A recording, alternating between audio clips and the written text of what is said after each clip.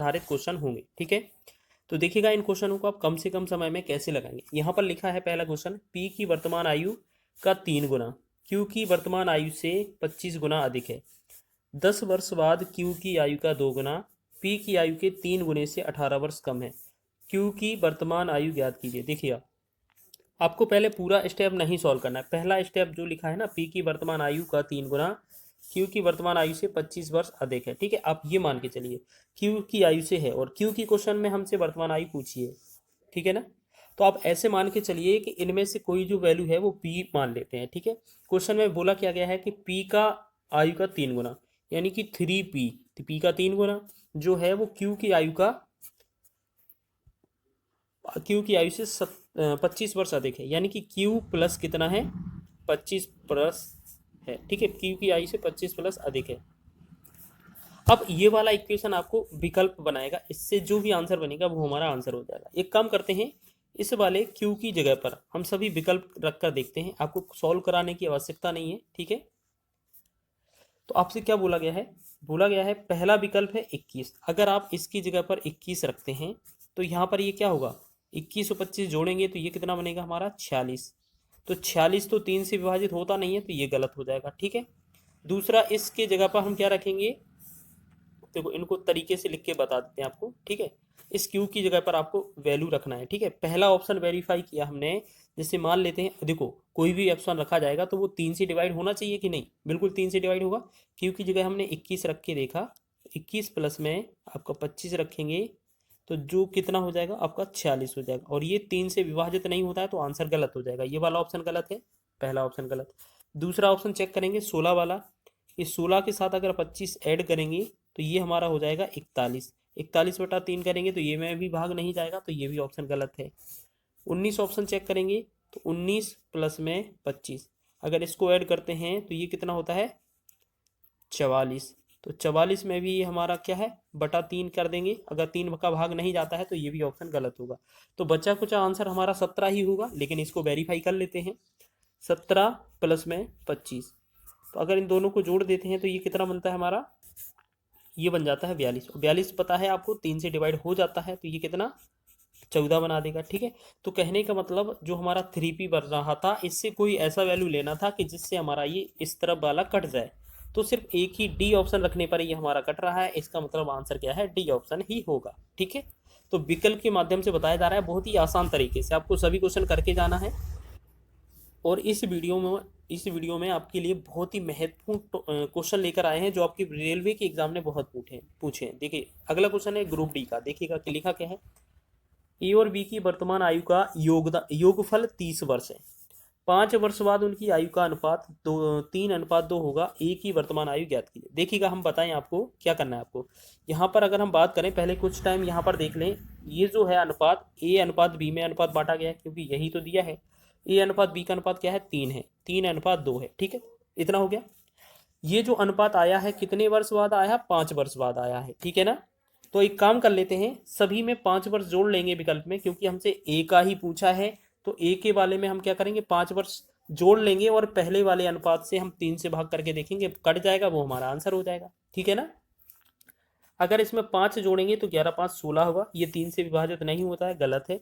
19 में 5 जोड़ेंगे तो ये कितना होगा 24 हो जाएगा। तो एक बार इसको कह सकते हैं कि ये आंसर आ सकता है, अभी पूरा चेक करना है। ठीक है, 39 में अगर 5 जोड़ेंगे तो ये कितना होगा 44 हो जाएगा, तो ये गलत हो जाएगा, ये नहीं करता है। 29 में अगर 5 जोड़ेंगे तो ये कितना हो जाता है 34 होता है, तो ये भी आपका 3 से नहीं करता है, यानी कि 3 से कटने वाली सिर्फ एक ही संख्या थी। तो इसका आंसर क्या होने वाला था आपका 19। इसको वेरीफाई भी कर सकते हैं आप। ठीक है, चेक कर भी सकते हैं, वर्तमान आयु पूछा है। ठीक है ना, और इनको और भी निकाल के देख सकते हैं, इन दोनों का अनुपात है, हो जाएगा। ठीक है, तो अगर आप वेरीफाई करना चाहते हैं विकल्प में आंसर हमारा क्या आया 19, लेकिन देखेंगे इनका आयु का योगफल कितना था 30 था। 5 वर्ष बाद अगर हम दोनों को बढ़ाएंगे, 5 5 दोनों की बढ़ जाएगी, यानी कि 10 वर्ष बढ़ेगा। 10 वर्ष बाद इनका कितना 40 हो जाना चाहिए था योगफल। तो 3 और 2 मतलब टोटल कितना 5 का अनुपात था। 5 एकम 5, 5 से 5 के 5 अट्ठे 40, तो एक अनुपात की वैल्यू क्या आ जाएगी हमारी 8 आ जाएगी कि नहीं आ जाएगी, बिल्कुल आ जाएगी। ठीक है, अगर हम यहाँ पर पहले वाले में रखेंगे मान, तो ये कितना होगा 8 या 24 हो जाएगा। दूसरे वाले में रखेंगे तो ये हमारा 16 हो जाएगा। अब हमसे ये 24 तो मान पूछा नहीं है, हमसे पूछा है वर्तमान, तो इसमें से हम 5 घटा देंगे तो हमारा क्या बनेगा 19। 19 वर्ष ही हमारा राइट आंसर था। ठीक है, तो आप इस तरीके से भी कर सकते थे। चलिए अगला क्वेश्चन देखेंगे, बहुत ही आसान है। केशव और विपुल की आयु का अनुपात 9:10 है और 12 वर्ष बाद उनकी आयु का अनुपात 13:12 हो जाएगा।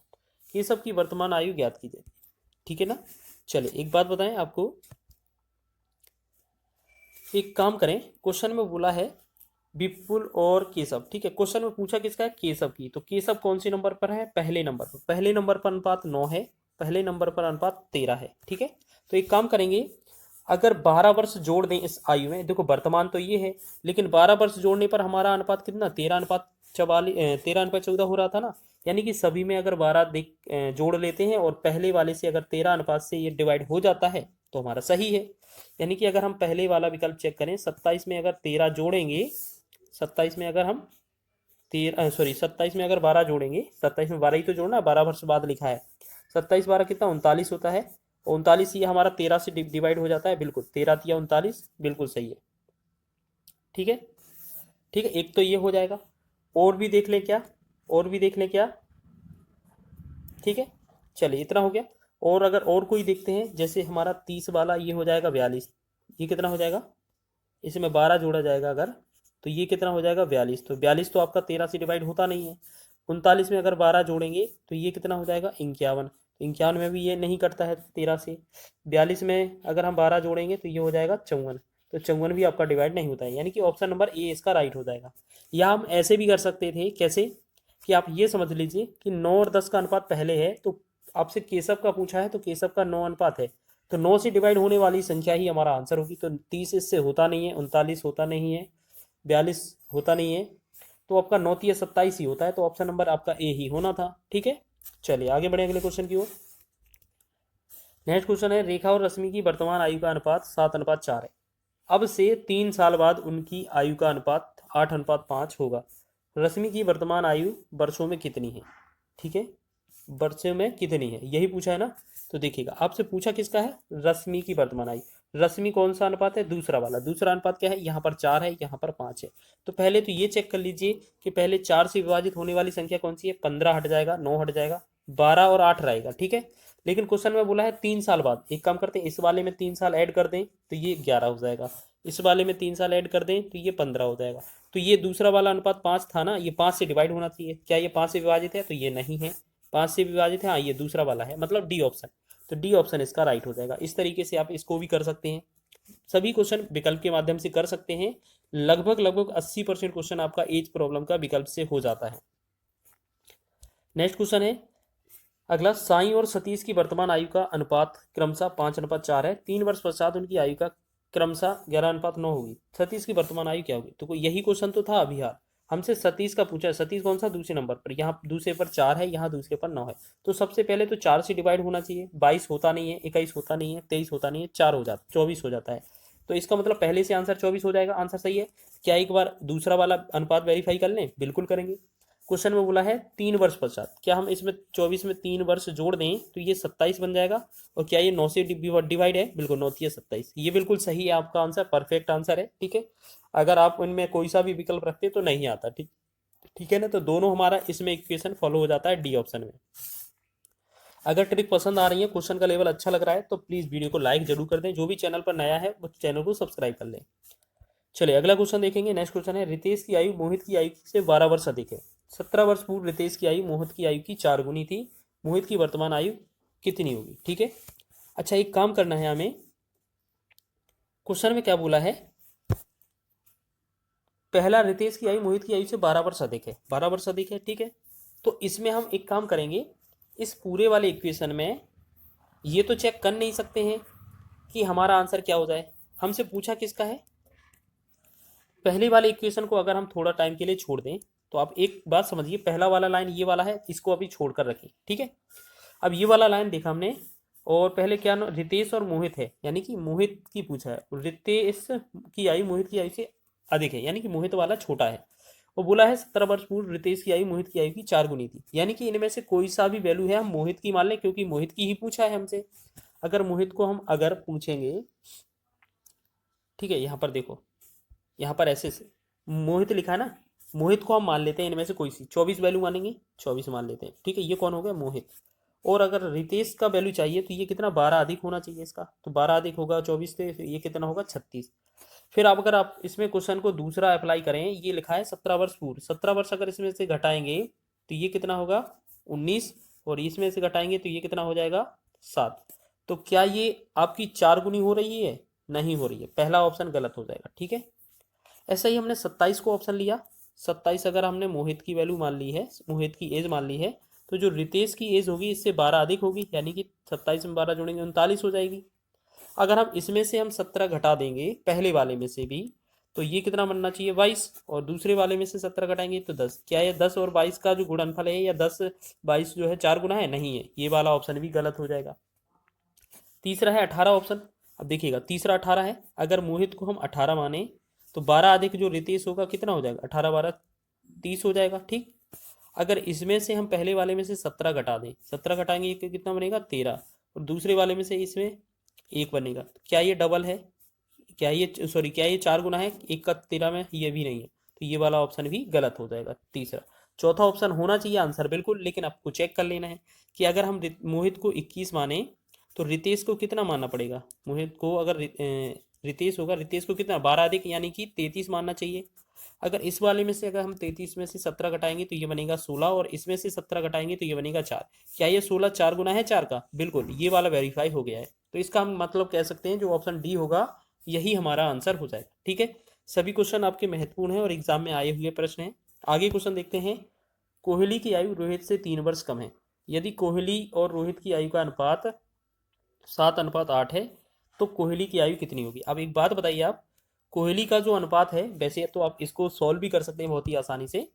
कोहली की आयु पूछा है, रोहित की आयु 3 वर्ष कम है, ठीक है। कोहली के पूछा है तो कोहली और रोहित का अनुपात, कोहली और रोहित का अनुपात हमसे क्या दिया है 7:8, ठीक है। 7:8 दिया है, ठीक है।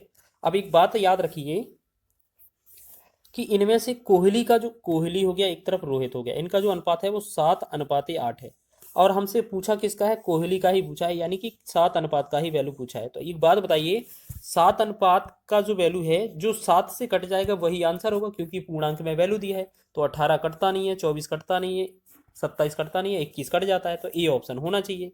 फिर भी इसको एक बार लगा कर देख लेते हैं, ठीक है, या वेरीफाई कर लें। तो एक काम करेंगे, आपको पता है कि इसकी जो आयु है, इसकी जो आयु है कोहली की, वो 3 वर्ष कम है, यानी कि अगर कोहली को हम 21 वर्ष मानेंगे तो रोहित को हमें कितना 3 वर्ष अधिक यानी कि 24 मानना चाहिए, तभी तो 3 वर्ष कम होगा हमारा कोहली का, ठीक है।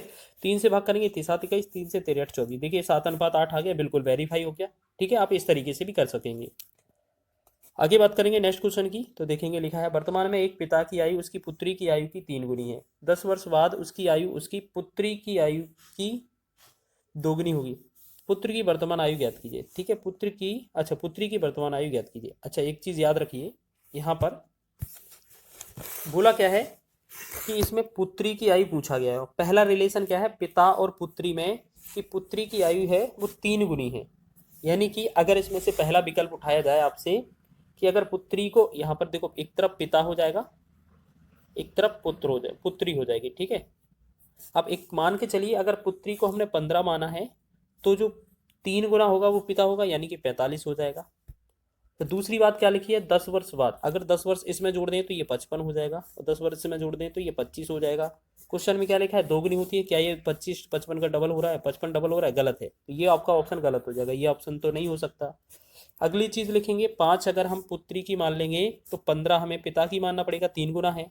अगर 10 इसमें जोड़ेंगे तो ये हो जाएगा 25, और 10 इसमें जोड़ेंगे तो ये हो जाएगा 15, ठीक है। तो क्या ये 25 15 का डबल है, गलत, तो ये भी ऑप्शन गलत हो जाएगा, बी ऑप्शन भी गलत है। 20 वर्ष वाला क्वेश्चन उठाकर देखते थे, अगर हमने 20 लिया पुत्री को तो हमें 60 लेना पड़ेगा पिता को। अगर इसमें 10 कम करेंगे, अगर इसमें सॉरी 10 जोड़ना था, 10 जोड़ना है ना, 70 हो जाएगा ये, और 10 इसमें जोड़ेंगे तो ये 30 हो जाएगा। तो क्या ये 30 और 70 का डबल है, 30 का डबल 17 है 70 है, तो नहीं, ये भी ऑप्शन गलत हो जाएगा। तो ऑप्शन डी ही आंसर होगा। एक बार चेक करके देख लेते हैं कि अगर पुत्री को 10 माना हमने तो पिता को हमें 30 मानना चाहिए, 3 गुना हो जाएगा। 10 इस वाले में जोड़ेंगे तो ये 40 हो जाएगा, 10 इसमें जोड़ेंगे तो ये 20 हो गया, क्या 20 ये डबल हो रहा है? बिल्कुल, ये 2 गुना हो रहा है। क्वेश्चन में यही तो बोला था 2 गुना होगी। तो ऑप्शन नंबर डी इसका राइट आंसर होगा। ठीक है, इसी तरीके से आप विकल्प के आंसर कर रहे हैं। आगे कुछ और महत्वपूर्ण क्वेश्चन लेकर आए हैं आपको लिए। राधा और रमा की आयु का अंतर 6 वर्ष है और उनकी आयु का योग 26 है। राधा की आयु ज्ञात कीजिए यदि वह रमा से बड़ी है। यानी कि जो राधा है वो क्या है, रमा से बड़ी है। तो ये क्या है, राधा को हम बड़ा मानेंगे, बड़ी, और इसी रमा को छोटी। ठीक है, और आपको दिया क्या है, दोनों की आयु का अंतर 6, मतलब एक को x एक को y मानेंगे, दोनों का अंतर करेंगे तो ये हो जाएगा 6, और दोनों का योग कितना दिया है 26, तो x प्लस वाई बराबर मानेंगे 26। ठीक है, अब आपको एक चीज़ याद रखना है, इस तरीके का क्वेश्चन हम कई बार आपको बता चुके हैं। कभी भी एक चीज़ प्लस में एक चीज़ माइनस में दी हो तो जब भी बड़े की बात की जाए, क्वेश्चन में हमसे क्या पूछा जा रहा था, बड़ा ही पूछा जा रहा था, तो जब भी बड़े की बात की जाए तो दोनों को जोड़कर भाग कर देते हैं 2 से। तो 26 और 6 जोड़ेंगे तो 32 हो जाएगा, बटा में 2 करेंगे तो ये कितना आएगा 16। 16 वर्ष इसका राइट आंसर हो जाएगा। ठीक है, और अगर आप घटा के 2 का भाग करते तो हमारा छोटा आंसर हो जाता रमा का। तो इसमें आंसर जो आएगा वो राधा का आंसर हो जाएगा। चलिए जल्दी से देखेंगे, कुछ क्वेश्चन और महत्वपूर्ण लेकर आए हैं आपके लिए। 3 वर्ष पहले एक आदमी की आयु उसके पोते की आयु की 6 गुनी थी। ठीक है, 3 वर्ष पहले अगर हमसे बात की जाए, आगे देखिए, 3 वर्ष बाद उसकी आयु उसके पोते की आयु की 4 गुने से 6 अधिक होगी।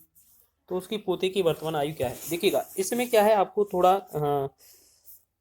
ये दिमाग लगाना पड़ सकता है। ठीक है, ये विकल्प के माध्यम से बताना पड़ेगा। ठीक है, आप एक बात समझिए, आप इसको, क्वेश्चन में बोला गया है कि एक आदमी है और उसका एक पोता है, दोनों की आयु कितनी 6 गुनी है। मतलब अगर एक तरफ हम आदमी लिख लें, एक तरफ हम आदमी लिख लें और एक तरफ हम पोता लिख लें, अगर इनका रिलेशन देखा जाए, पहले का 8 वर्ष है तो दूसरे का हमें 6 गुना 48 लिखना चाहिए। ठीक है, फिर हम करेंगे 3 वर्ष बाद, अगर हम इसमें 3 जोड़ देंगे तो ये कितना हो जाएगा 51, इसमें 3 जोड़ देंगे तो ये हो जाएगा 11। तो क्या ये वेरीफाई होता है? एक बार चेक करें, क्या लिखा है, 4 गुने से 6 अधिक, 11 का 4 गुना करेंगे तो 44 हो जाएगा, 44 और 6 जोड़ेंगे अगर हम तो ये कितना 50 होगा, 44 और 6 जोड़ेंगे तो 50 होगा, ये 51 तो आएगा नहीं, यानी कि पहला ऑप्शन तो गलत है।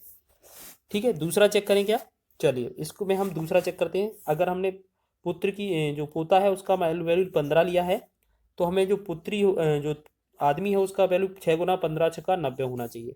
अगर इसमें 3 जोड़ेंगे तो ये 93 बन जाएगा।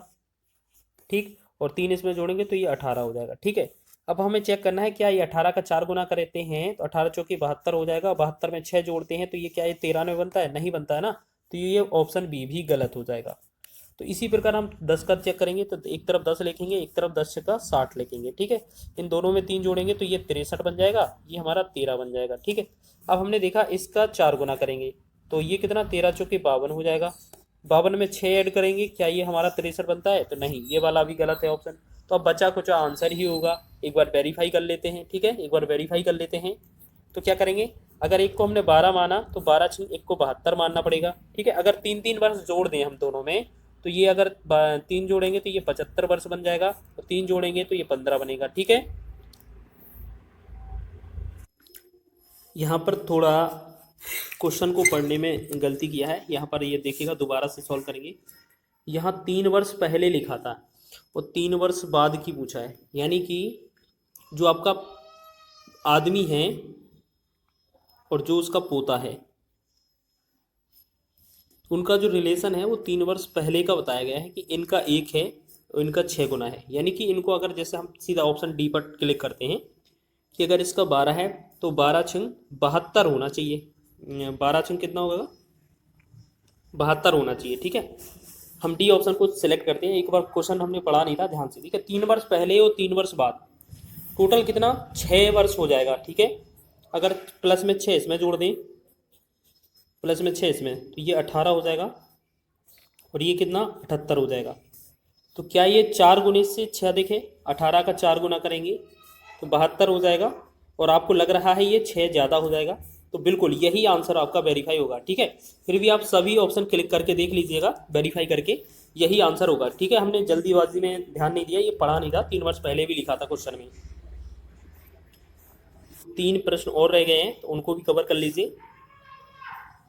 चलिए इन क्वेश्चन को देखिएगा, लिखा क्या है, अरुण किरण का बड़ा भाई है, उसकी आयु का अंतर 20 वर्ष है, और यदि 5 वर्ष पूर्व अरुण की आयु किरण की तत्कालीन मतलब वर्तमान आयु की 5 गुनी थी, तो अरुण की वर्तमान आयु क्या है? तत्कालीन का मतलब उस समय जिस समय ये 5 वर्ष पूर्व की बात कर रहे हैं, उस समय 5 गुनी आयु की थी, तो अरुण की वर्तमान आयु क्या है, यही बताना है ना। चलिए, तो देखिएगा, आप एक तरफ अरुण लिख लीजिए, ठीक है, एक तरफ अरुण लिख लीजिए, एक तरफ किरण। अब क्वेश्चन में क्या बोला है? अरुण किरण से बड़ा है, यानी कि ये अरुण बड़ा है, बिल्कुल बड़ा वाला हो जाएगा, तो इसको हम बड़ा लिख लेंगे, ठीक है। बोला है उनकी आयु का अंतर 20 है। अगर इन दोनों का अंतर 20 है, इसका मतलब क्या है? अगर ये 20 है, अगर हमसे पूछा किसका, अरुण का, तो अरुण की वर्तमान आयु क्या होगी, ठीक है। अगर अरुण किरण से 20 वर्ष बड़ा है, तो देखिएगा, अगर इसमें अगर हम इसे 20 मानेंगे तो इसे हम 0 थोड़ा ना मान सकते हैं, ये तो हमारा विकल्प पहले नहीं लेंगे, ठीक है। दूसरा विकल्प उठाकर देखते हैं, ठीक है, दूसरा विकल्प उठाकर देखते हैं। उनकी आयु का अंतर 20 वर्ष है। जैसे हम बात कर लेते हैं, अरुण बड़ा है और हमसे पूछा किसका, अरुण की वर्तमान आयु है। देखिएगा यहाँ पर, तो सबसे पहले चेक करें इसको, तो आप ऐसे समझ लीजिए कि एक तरफ अरुण तो हमने लिखा ही है, ठीक है, एक तरफ आप किरण लिख लीजिए, थोड़ा आसान हो जाएगा। देखो, ये आपका अरुण क्या है, बड़ा है, क्वेश्चन में लिखा है ना। चलिए, बड़ा हो गया। क्वेश्चन में बोला है अरुण की ज्ञात करना है। अगर इनमें से कोई सी भी वैल्यू उठाकर देखते हैं, मान लेते हैं ये पहला ऑप्शन 20 हमने चेक किया, तो ये इसमें तो हम कम नहीं कर पाएंगे, दूसरे में भी कम नहीं कर पाएंगे 20, इन दोनों में ऑप्शन 20 कम हो सकता है। जैसे अरुण को हमने 30 मान लिया, तो किरण को कितना मानना चाहिए, 20, ठीक है। तो अगर ये वाला वेरीफाई होगा। अब देखो, क्वेश्चन में लिखा है 5 वर्ष पूर्व अरुण की आयु किरण की तात्कालिक आयु की 5 गुनी थी, तो एक काम करेंगे, 5 वर्ष पूर्व करेंगे, ठीक है, और 5 गुनी थी, तो अरुण की वर्तमान आयु ज्ञात कीजिए। एक सेकंड, यहाँ पर क्या है, डिफरेंस 20 बोला गया है, तो यहाँ पर दूसरे को हम इतना नहीं मान सकते हैं, आप ये समझ लीजिए। अगर इसको 30 माना है तो इसको 10 मानना पड़ेगा, तभी तो डिफरेंस होगा, ठीक है। अब 5 वर्ष पूर्व बोला है, तो ये मान के चलिए, अगर 5 वर्ष पूर्व बोला है तो 5 वर्ष इसमें घटा देंगे, तो ये कितना बनेगा, ये हमारा 25 बन जाएगा। अगर इसमें भी 5 वर्ष हम घटा देंगे तो ये कितना बनेगा, 5 बनेगा। तो ये क्या, ये 5 गुना है, बिल्कुल यही बात सत्य है। तो आपका सी ऑप्शन इसका राइट हो जाएगा, ठीक है। तो जल्दबाजी नहीं कीजिएगा, एक दो बार पढ़ के देख लीजिए क्वेश्चन में क्या लिखा है। पहले लिखा है तो घटाना है, हमें ध्यान रखना है, ठीक है। चलिए, 2 क्वेश्चन और गए। यहाँ पर लिखा है 2 वर्ष पूर्व सुभाष और प्रणव की आयु का अनुपात 4:5 था। अब से 3 वर्ष पश्चात अनुपात 5:6 हो जाएगा। प्रणव की वर्तमान आयु ज्ञात कीजिए। देखिएगा, एक तरफ सुभाष है, एक तरफ प्रणव है। पहले अनुपात कितना बताया गया है, 4:5, 4:5 बताया गया है। दूसरी बार अनुपात कितना बताया, 5:6 बताया। देखिएगा, एक बार आपसे पूछा किसका, प्रणव का, तो प्रणव का पूछा है, 5 और 6 से डिवाइड होने वाली जो संख्या होगी वही हमारा आंसर हो जाएगा। तो आप एक बात बताइए, इनमें से 5 से डिवाइड होने वाली संख्या कौन सी है, जल्दी से बताएं। बात करें तो इसमें हम देखेंगे 5 से डिवाइड होने वाला सिर्फ एक ही विकल्प लग रहा है आपको, 25 ही होगा। क्या इसका ये दूसरी वाला जो वैल्यू है उसे वेरीफाई कर दें। अब से 3 वर्ष पश्चात अगर हम 25 के अगर हम 3 वर्ष घटाएंगे, मतलब क्वेश्चन में क्या बोला है, 3 वर्ष पश्चात पढ़ लिया है, आप ज़्यादा गलती नहीं करें। अब क्या है, थोड़ा क्वेश्चन गलत हो रहे हैं, एक बार दोबारा से अच्छे से कर लीजिए। देखिएगा, यहाँ पर क्वेश्चन में क्या लिखा है, 2 वर्ष पूर्व बोला है, यानी कि अभी कोई फिक्स वैल्यू कर लें, अभी आप कोई भी वैल्यू फिक्स कर लें, तो आप ये मान के चलिए, इनमें से हमने देखा वर्तमान आयु किसका पूछा, प्रणव का। तो यहाँ पर सुभाष और प्रणव का जो वर्तमान में पहले तो जो है 2 वर्ष पूर्व का कितना है, 4:5 है, और वर्तमान में कितना, मतलब 3 वर्ष बाद कितना हो जाता है, 5:6। तो एक बात बताओ, क्वेश्चन में बोला है 3 वर्ष पश्चात, अगर इन सभी चारों वैल्यू में अगर 3 वर्ष जोड़ दें तो हमारा वैल्यू कितने से डिवाइड होना चाहिए, कितने से डिवाइड होना चाहिए, जल्दी से बताएं, ठीक है।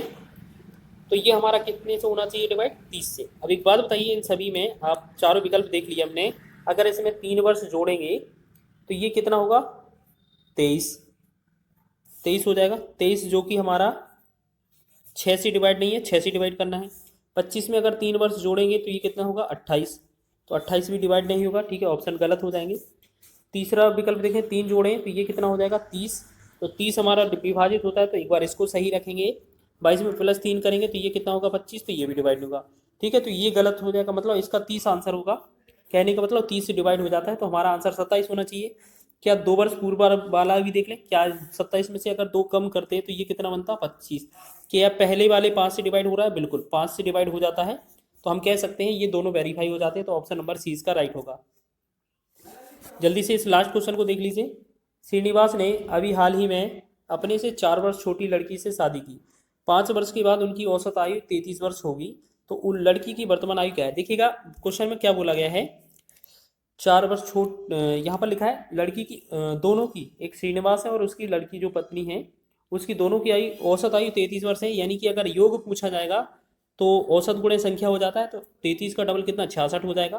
ठीक है, अब क्वेश्चन में क्या बोला है, हाल ही में बोला गया है उसकी जो श्रीनिवास है ऐसे बोलते हैं, और जो पत्नी है, पत्नी को हम ऐसा ही लिख देंगे या लड़की लिख देंगे, उससे 4 वर्ष छोटी है। यानी कि और हमसे पत्नी की पूछी, अगर हम 3 वर्ष अगर इसे रख दें पत्नी को, तो इसका जो श्रीनिवास का आयु होना चाहिए वो 7 वर्ष होना चाहिए। ठीक है ना, तो ये तो आपका जमीन आसमान का फर्क हो जाएगा, इसमें नहीं आएगा पता। ठीक है, तो ये तो आपका गलत हो जाएगा आपका आंसर। अब ऐसे ही हम क्या करेंगे, 31 वर्ष ले लें, पत्नी की 31 हो जाएगी, तो पति की जो है श्रीनिवास की वो 35 होना चाहिए, 4 वर्ष अधिक, तो ये वाला तो गलत हो गया। क्या इन दोनों का योग 66 बन रहा है, बिल्कुल हाँ, इन दोनों का योग 66 बन रहा है। ठीक है, अच्छा एक चीज़ और यहाँ पर क्या है, ये तो 66 बन ही गया है, 5 वर्ष बाद बोला है, तो 5 वर्ष बाद बोला है यानी कि दोनों की 5 वर्ष आयु कम करनी पड़ेगी, तो यानी कि दोनों की आयु 10 वर्ष कम होगी, तो 56 योग चाहिए हमें, 56 योग चाहिए, तो 56 तो योग ये होगा नहीं, ये तो ज़्यादा हो जाएगा, तो इसका ये भी गलत हो जाएगा। फिर आप तीसरा विकल्प लेंगे तो ये ऑप्शन भी गलत है। 26 वाला विकल्प लें, अगर 26 आयु अगर पत्नी की है, तो जो उसका पति है उसका श्रीनिवास है, उसका जो आयु होना चाहिए वो 4 वर्ष अधिक, मतलब 30 होना चाहिए। क्या इन दोनों को जोड़ते हैं तो क्या कितना बनता है 56 वर्ष, तो 56 वर्ष ही तो चाहिए। क्यों, क्योंकि अगर हम इसमें दोनों की 5 वर्ष जोड़ देंगे तो ये 10 जोड़ने पर हमारा 66 बन जाती है। या हम ऐसे करेंगे 66 में हम 10 पहले ही घटा देंगे तो 56 वर्ष आयु इसका युगफल हो जाएगा।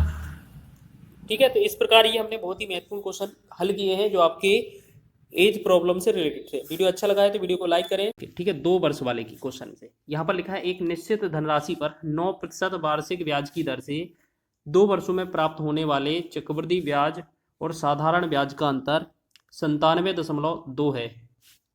निवेशित धनराशि ज्ञात कीजिए। देखिएगा आपको एक चीज याद रखना है, या तो आपको अंतर निकालना पड़ेगा, आपको या तो अंतर निकालना पड़ेगा या राशि। ठीक है, आपको पता है जो अंतर आएगा वो बहुत छोटी संख्या आएगी। ठीक है, और जो आपका राशि आएगी, धनराशि मूलधन आएगा, वो आपका बहुत ज़्यादा आएगा, यानी कि ये बड़ा बड़ा मान आएगा। तो आपको याद रखना है, याद क्या रखना है, जहाँ पर बड़ा बोला जाएगा यानी कि राशि बोला जाएगा, वहाँ पर 100 का 2 बार गुणा करना है। ठीक है, 2 बार गुणा करना है। और जहाँ पर छोटा बोला जाएगा वहाँ पर रेट का 2 बार गुणा करना है, 2 बार। ठीक है, 2 चीज़ें ही करना है बस।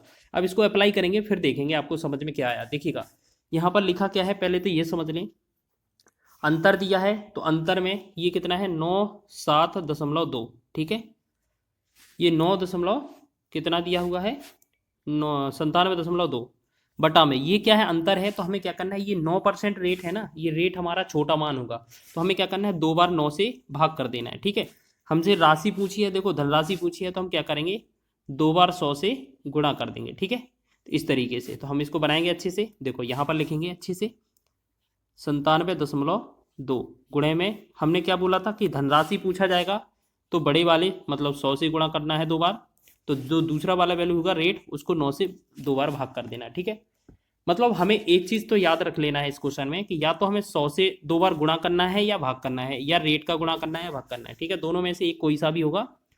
अगर 100 ऊपर है तो नीचे रेट वाला आएगा, नीचे अगर 100 होता तो ऊपर रेट वाला आना चाहिए। ठीक है, तो अब यहाँ से क्या करेंगे, पॉइंट हटाएंगे, तो देखो यहाँ से पॉइंट हटाएंगे तो ये गुणा में नीचे 10 आ जाएगा, 1 10 से 1 0 कट जाएगा। ठीक, 9 से 9 एकम 9, 9 से इसे भाग करेंगे 9 एकम 9 0 9 8 72, फिर 9 से बात करेंगे 9 एकम 9 9 एकम 9 9 दूना 18।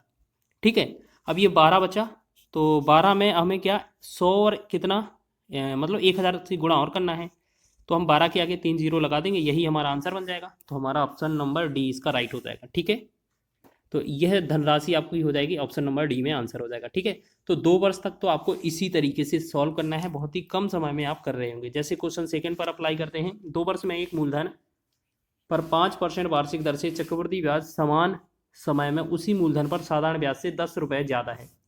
तो मूलधन ज्ञात करें। मूलधन का मतलब क्या है, राशि पूछी गई है।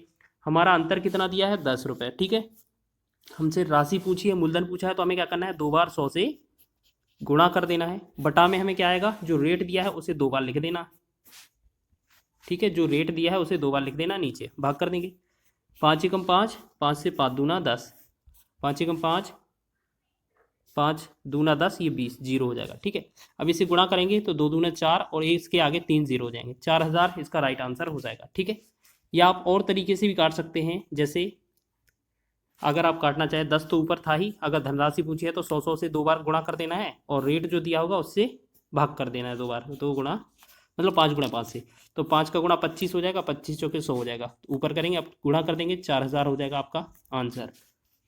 ठीक है, तो 2 वर्ष का आपको समझ में आ रहा है। इस तरीके से भी कर सकते हैं, और भी कई सारे तरीके हो सकते हैं, लेकिन आपको ज़्यादा अच्छा बेटर से बेटर बताया जा रहा है। ठीक है, अब देखिए क्वेश्चन लिखा है 23,465 रुपये का दूसरे वर्ष में 7.5% की दर से प्राप्त साधारण ब्याज और चक्रवृद्धि ब्याज के बीच का अंतर ज्ञात कीजिए। देखिएगा क्वेश्चन में घुमाया गया है, कोई बच्चा बोलेगा तो यहाँ पर तो सिर्फ दूसरे वर्ष का बोला गया है। ठीक है ना, कोई बच्चा बोलेगा कि यहाँ तो सिर्फ दूसरे वर्ष का बोला है, दोनों वर्ष का नहीं बोला है।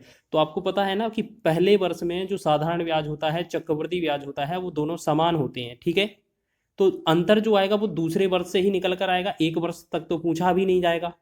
ठीक है ना, समझ में आ रहा है। तो बस अब आपको क्या है, हमें दिया है राशि 23,465। ठीक है, अब हमसे क्या पूछा है, देखिएगा यहाँ पर अंतर पूछा है, अंतर का मतलब छोटी वैल्यू पूछा है। छोटी वैल्यू का मतलब क्या है, जो रेट दिया है हमें 2 बार लिख देना, 7.5 गुणे में 7.5, बटा में क्या करेंगे तो हमें 100 गुणे 100 से भाग करना पड़ेगा। बस यही तो करते हैं। यहाँ 7.5 से हम पॉइंट हटाएंगे 10 आ जाएगा, यहाँ 7.5 से पॉइंट हटाएंगे तो यहाँ भी 10 आ जाएगा। बस इसको कैलकुलेट करना है, हमारा आंसर हो जाएगा 25 तिया 75 हो जाएगा, 25 चौके 100 हो जाएगा। ठीक है, और 25 तिया 75 हो जाएगा, तो यहाँ 25 चौके 100 हो जाएगा। और कोई कुछ करेगा बताइए। ठीक है, ठीक है, इतना समझ में आ गया। देखिए अब हमें क्या करना है, यहाँ पर देखिएगा ये आपका 10 और 10 तो 100 रहेगा ही रहेगा। हम यहाँ क्या करते हैं, 4 और 4 कितना गुणा होकर 16 आ जाएगा, तो हम इस 16 से भाग कर देंगे इस वाली संख्या में। कर दें क्या, बोलिए जल्दी, सभी लोग बताएं, कर दें क्या आंसर। इसमें सीधा भाग करेंगे। देखो यहाँ 4 चौके 16 से हम भाग करें, 16 एकम 16 हो जाएगा। ठीक है, 4 और 3 7 बचेगा, 7 4 74। ठीक है, 16 चौके 64 हो जाएगा, 10 बचेगा, 10 106 हो जाएगा। ठीक है, 16 छक्का 96 हो जाएगा, फिर 10 बनेगा, फिर 105 होगा, 16 छक्का 96 बनेगा, फिर ये 9 बचेगा, 9। ठीक है, 9 बनेगा, फिर पॉइंट लगा देंगे, 16 पंचे 80 हो जाएगा, फिर 1 16 पच्चीस 80। ठीक है, इस तरीके से लगभग इतना तो आ रहा है। ठीक है, और जब आप इन सभी का इसमें क्या करेंगे, देखो ऐसे 80 नहीं होगा, 16 छक्का 96 हो गया। ठीक है, यहाँ पर तो इसमें पॉइंट लगा देंगे, 16 पंचे 80 हो जाएगा, फिर 10 बनेगा, 100 हो जाएगा, 16 छक्का 96, 4 16 दूना 32, 16 पंचे 80। ठीक है, इतना बनेगा। अगर ये काट देंगे, अगर 2 दशमलव यहाँ पर ये 100 नीचे और है 10 और, तो ये हमारा जो यहाँ पर पॉइंट है ये 14 के बाद पॉइंट आ जाएगा, यानी कि 14.665625, और गुणा में कितना, 3 और 3 त्रिका 9, मतलब इसका गुणा करना है। ठीक है, अब एक बात बताइए, आपको इसका गुणा करते हैं तो लगभग ये मान लेते हैं, लगभग ये 15 तो है नहीं। ठीक है, तो हम इसे 15 मान के देख लेते हैं, लगभग अप्रोक्स में। तो ये 15 है, 15 और 9 का गुणा करेंगे तो 15 9 में 135 हो जाता है। ठीक है, तो ये हल्का थोड़ा सा ज़्यादा है 135 मान, तो इससे थोड़ा सा कम मान कौन सा है, देखिएगा 66 और 73 में ज़मीन आसमान का फ़र्क है, 147 में भी है, तो ये 132 वाला ही लगभग आंसर होगा। ठीक है, आप कैलकुलेट करके देख लीजिएगा। ठीक है, हो जाएगा। लेकिन आप इस तरीके का क्वेश्चन करेंगे तो और भी कम समय में कर सकते हैं। कैसे, देखिएगा यहाँ पर आपको करना क्या था, सबसे पहले आप क्या करते हैं, देखो यहाँ पर हमने 23,465 तो लिखा ही है, गुणे में 7.5, गुणे में 7.5 2 बार लिखा, बटा में जब 2 बार ऊपर लिखा तो ये हमें 100 से गुणा करना पड़ेगा, करना पड़ेगा कि नहीं, बिल्कुल। ठीक है,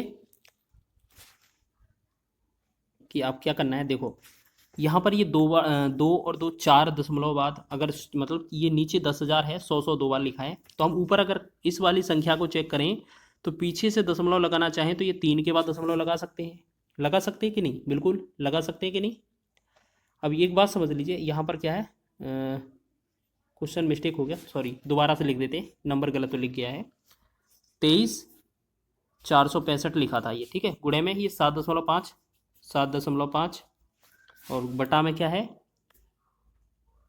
100, यहाँ पर क्या है 100 गुणे में 100। थोड़ा टाइम लगेगा लेकिन आपको बेहतरीन चीज़ सिखाई जाएगी। देखो यहाँ पर ये 4 जीरो हटाएंगे तो यहाँ पर ऊपर पहली वाली संख्या में 2.3 लिख दिया जाएगा, यहाँ पर ये दशमलव लगा देंगे कि नहीं, बिल्कुल। तो आप ये मान के चलिए ये वाला पूरा वैल्यू नहीं है हमारे पास, कुछ भी नहीं है, ठीक है। और ये देखो आपको पता है ना कि दशमलव के बाद अगर कोई चीज़ 5 होती है, 5 से ज़्यादा होती है तो हम अंक बढ़ा देते हैं, ठीक है। तो यहाँ पर तो है ही नहीं, तो हम एक काम करेंगे, इसे 2 ही मानेंगे, ठीक है। इसे 7.5 है, इसको हम क्या मान सकते हैं 8 मान सकते हैं, ठीक है। और 7.5 है तो इसको भी हम क्या मान सकते हैं 8 मान सकते हैं, ठीक है। तो हम ये थोड़ा अप्रोक्स बता रहे हैं, ठीक है, ठीक है। यहाँ पर ये 5 होता है या 5 से ज़्यादा होता है तो अगले वाले में एक जोड़ देते हैं, तो लगभग हमारा जो आएगा, ठीक है। तो ये कितना 128 बनेगा गुणा, तो आपका 128 के आसपास कौन सा विकल्प है, आपका 132 ही विकल्प ऐसा है कि जो आपका 128 के आसपास है, ठीक है। 147 ज़्यादा हो जाएगा बहुत, और ये तो दोनों बहुत कम ही हो जाएंगे, तो इस प्रकार आंसर 132 ही हो जाएगा, ठीक है। चलिए देखो अब क्या है, आपने एक टाइप तो सीख लिया है कि इस तरीके से आंसर निकाला जा सकता है, ठीक है। चलो एक क्वेश्चन को और लिख कर दिखाते हैं सॉल्व करके। 2 वर्ष में कितना अंतर कितना है 240 है। हमसे पूछा क्या, धनराशि पूछी है, मतलब 100 गुणे 100 हमें करना है इसमें, और जो रेट होगी उससे भाग करना है, बस 2 बार यही पूछा है ना। देखो 8 एकम 8, 8 से 8 दिया 24 और ये 0, ठीक है। 4 से भाग करेंगे, 4 दूना 8, 4 से 25 चौके 100, 2 एकम 2, 2 से 15, ठीक है। 15 गुणे 25 गुणे 100 करेंगे, हमारा आंसर हो जाएगा, ठीक है। कितना कितना 15 गुणे में 25 गुणे में 100 करेंगे, हमारा आंसर आ जाएगा। ये तो बात सही है ना। तो ये 15 5 75, 15 दूना 30 और 7 37 और 2 0, यानी कि 37,500 इसका राइट आंसर है, ऑप्शन नंबर डी, ठीक है।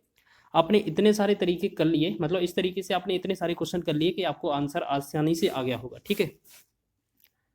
अब हम आपको एक अलग मेथड बताना चाहते हैं, वो आपका, ठीक है, ये हमारा रेशियो मेथड। देखो आपको करना क्या है, सबसे पहले आपको 2 वर्ष लिखा होगा, ठीक है। 2 वर्ष, 2 वर्ष के लिए जो हमारा जो अनुपात बनेगा वो 2:1 बनेगा, ठीक। 3 वर्ष के लिए आपको क्या करना है, आपको ये समझना है कि जिस वर्ष का होगा उससे स्टार्ट करना है और 1 पर अंत कर देना है, ठीक है। जैसे आपका यहाँ पर 3 वर्ष का लिखेंगे तो 3 से स्टार्ट करेंगे और लास्ट में हम 1 लिखेंगे अंत में, ये आपको पैटर्न समझना है, ठीक है। तो इसको थोड़ा एडजस्ट करके लिखते हैं। यहाँ पर आपको 2 वर्ष का लिखना था तो हम क्या करेंगे 2 और 1 लिखेंगे। अगर आपसे 3 वर्ष का बोला जाएगा तो आपको क्या करना है 3 लिखेंगे, फिर आपको इन दोनों को जोड़ देना है, इन दोनों को जोड़ेंगे तो ये कितना होगा 3, और लास्ट में अपना 1 लिखना ही है, ठीक है। तो ये कितना लिख दिया 1, मतलब जो पहला है ये हमारा लास्ट रहेगा, ठीक है। पहला हमारा जो वर्ष रहेगा उसका ही रहेगा और लास्ट में 1 रहेगा, ठीक है। अब इसको हम थोड़ा स्पेस से लिख लेते हैं, इसको 3 और 1। अब हम अगर 4 वर्ष का पूछें आपसे तो 4 वर्ष में 4 से तो स्टार्ट ही करना है, ये 3 और 3 जोड़ेंगे तो कितना बनेगा हमारा 6, तो यहाँ लिखना है। फिर ये 3 और 1 जोड़ेंगे तो ये कितना होगा 4, तो यहाँ पर 4 लिखना है। फिर आपका लास्ट में 1 रहेगा, ठीक है। तो आपको पैटर्न क्या समझना है, अगर 2 वर्ष का है तो 2 से स्टार्ट करना है, लास्ट 1 पर करना है। 3 से स्टार्ट है तो 3 से शुरुआत करना है 3 वर्ष का और लास्ट 1 पर करना है। अगर 4 वर्ष पर स्टार्ट है तो 4 से स्टार्ट करना है, 4 वर्ष का है और लास्ट पे 1 करना है, ठीक है। बाकी का ये कैसे जोड़कर आ जाते हैं, आपको वैल्यू पता है ना। अगर आपसे 5 वर्ष का पूछा जाता तो आप कैसे करते, यहाँ 5 वर्ष लिख लेते हैं, मान लेते हैं, तो यहाँ 5 हो जाता, ठीक है। फिर 4 और 6 मिलाकर 10 हो जाता, फिर 4 और 6 मिलाकर ये 10 फिर हो जाता, फिर 4 और 1 5 हो जाता, फिर लास्ट में 1 लिखा जाता, ठीक है। तो अभी हम 5 वर्ष तक नहीं बता रहे हैं, क्वेश्चन हमने नहीं लिया नहीं है, फिर भी आप समझ लीजिएगा पैटर्न इसी तरीके से बनेगा, ठीक है। तो फिलहाल में आपको 4 वर्ष तक बताए जा रहे हैं। तो आपको क्या याद रखना है, ये आपको जो अनुपात है आपको याद रख लेने हैं, ठीक है। अब हम सीधा आपसे पूछेंगे तो डायरेक्ट आपको बता लेना है। अब ये थोड़ा मिटा रहे हैं हम इसको, ठीक है। जैसे आपसे 2 वर्ष का पूछा जाए तो आपका अनुपात होगा 2 और 1, 3 वर्ष का पूछा जाएगा तो होगा 3 3 1। 4 वर्ष का पूछा जाएगा तो 4 6 4 1, 4 6 4 1। ठीक है, चलिए अब इन क्वेश्चन को अप्लाई करें। अब देखो सबसे पहले हम 2 वर्ष पर ही अप्लाई करते हैं। ठीक है, हमें सबसे पहले क्या लिख लेना है, 2 लिखना है 2 वर्ष के लिए। ठीक है, 2 वर्ष के लिए अनुपात क्या हमारा 2 और 1। अब हमें क्या करना है, जो परसेंटेज है परसेंटेज की फ्रैक्शन चेंज करनी है। ठीक है, परसेंटेज की फ्रैक्शन चेंज करनी है। चलिए, ऐसे तो हम सभी क्वेश्चनों पर अप्लाई कर सकते हैं, लेकिन आपने 2 वर्ष तक तो देख ही लिया है। यहाँ पर टाइम वेस्ट ना करके सीधा 3 और 4 का देख लेते हैं। ठीक है, क्योंकि 3 और 4 आपका लिए इंपॉर्टेंट हो सकता है। देखिएगा यहाँ पर क्या है, हमसे लिखा है क्वेश्चन में। आप एक काम करिएगा, देखो ये जो 2 वर्ष वाला है ना, आप करके देख लीजिएगा इस मेथड से। ठीक, अब यहाँ पर ये 3 वर्ष वाला जल्दी से करके देखेंगे। 5,000 रुपये के लिए 10% वार्षिक ब्याज की दर से 3 वर्षों में साधारण ब्याज और चक्रवृद्धि ब्याज का अंतर होगा। तो हमें सबसे पहले देखना है 3 वर्ष वाला, 3 वर्ष के लिए जो आपका अनुपात होता है वो क्या होता है, 3 3 1 होता है कि नहीं होता है। फिर इसके बाद आपको काम क्या करना है, जो आपका रेट परसेंट दिया है 10%, इसकी हमें क्या करना है फ्रैक्शन वैल्यू। इसकी हमें क्या चाहिए, फ्रैक्शन वैल्यू। तो 10% की फ्रैक्शन कितना होता है, 1/10 होता है। आपने कई बार किया होगा।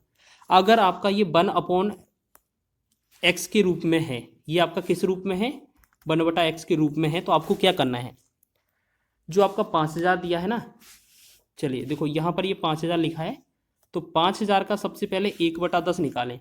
1/10 निकालेंगे तो 1 0 कट जाएगा, यानी कि पहले के नीचे हम क्या लिख देंगे, 500 लिख देंगे।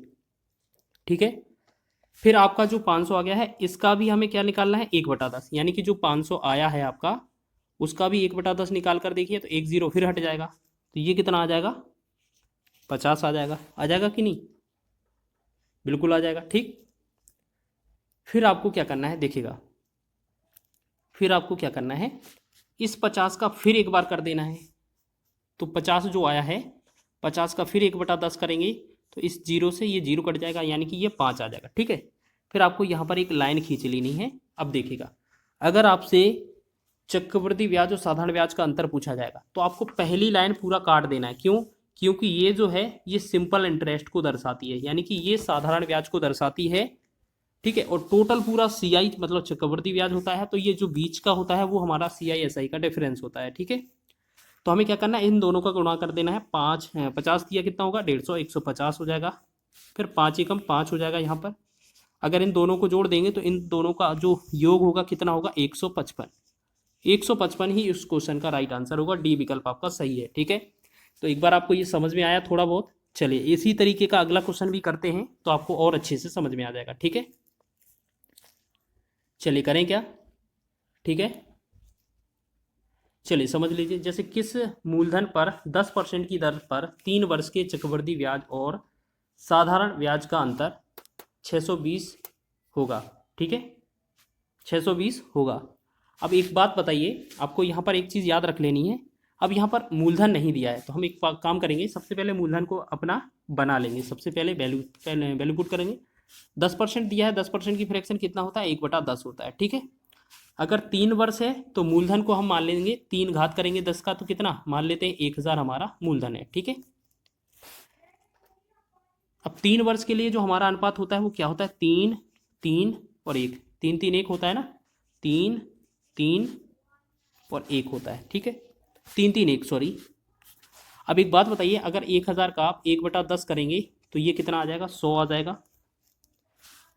ठीक है, अब उसका भी अगर 1/10 करेंगे, जैसे आपका ये 10 हट गया, अब 100 का भी अगर आप 1/10 करेंगे तो 1 0 फिर हट जाएगा, ये 10 आ जाएगा। ठीक है, इसके बाद जो 10 बना है, इसके बाद भी इस 1/10 करेंगे इसका, तो 1 0 से 0 फिर कट गया, मतलब 1 बना। ठीक है, अब हमसे CI/SI का अंतर पूछा है, तो ये वाला चीज़ तो SI को रिप्रेजेंट करेगा, तो ये हटा देंगे। तो 10 का 3 में गुणा करेंगे तो ये 30 बनेगा। ठीक है, यहाँ पर 1 एकम 1 बनेगा। अगर इन दोनों को जोड़ देते हैं तो ये क्या बन जाता है हमारा, CI/SI का अंतर। तो ये कितना है, 31। अब देखिएगा, यहीं से तो क्वेश्चन पैटर्न समझना है आपको। क्वेश्चन में क्या दिया था, देखिएगा यहाँ पर साइड में सॉल्व कर देते हैं।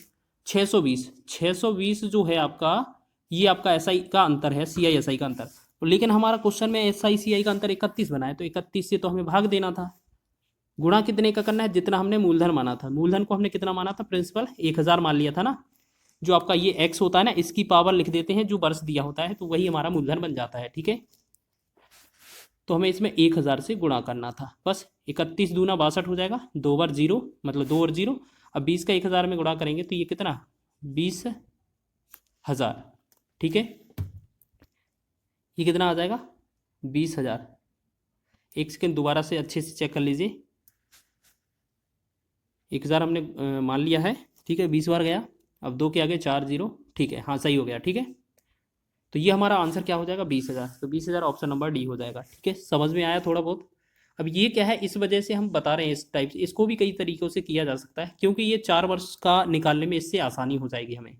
ठीक है, चले एक क्वेश्चन और लिया हमने 3 वर्ष का। देखिएगा यहाँ पर क्या लिखा है, परसेंटेज देखेंगे सबसे पहले। 5% है, इसकी फ्रैक्शन वैल्यू बनाएंगे सबसे पहले। तो 5% की फ्रैक्शन कितनी होती है, 1/20 होती है। ठीक है, अब हमारा मूलधन कितना है, 8000 है। अब देखिएगा यहाँ से मूलधन अगर 8000 है तो सबसे पहले 3 वर्ष का रेशियो देखेंगे कितना होता है, 3 होता है, 3 होता है, 1 होता है, यही बताया था ना।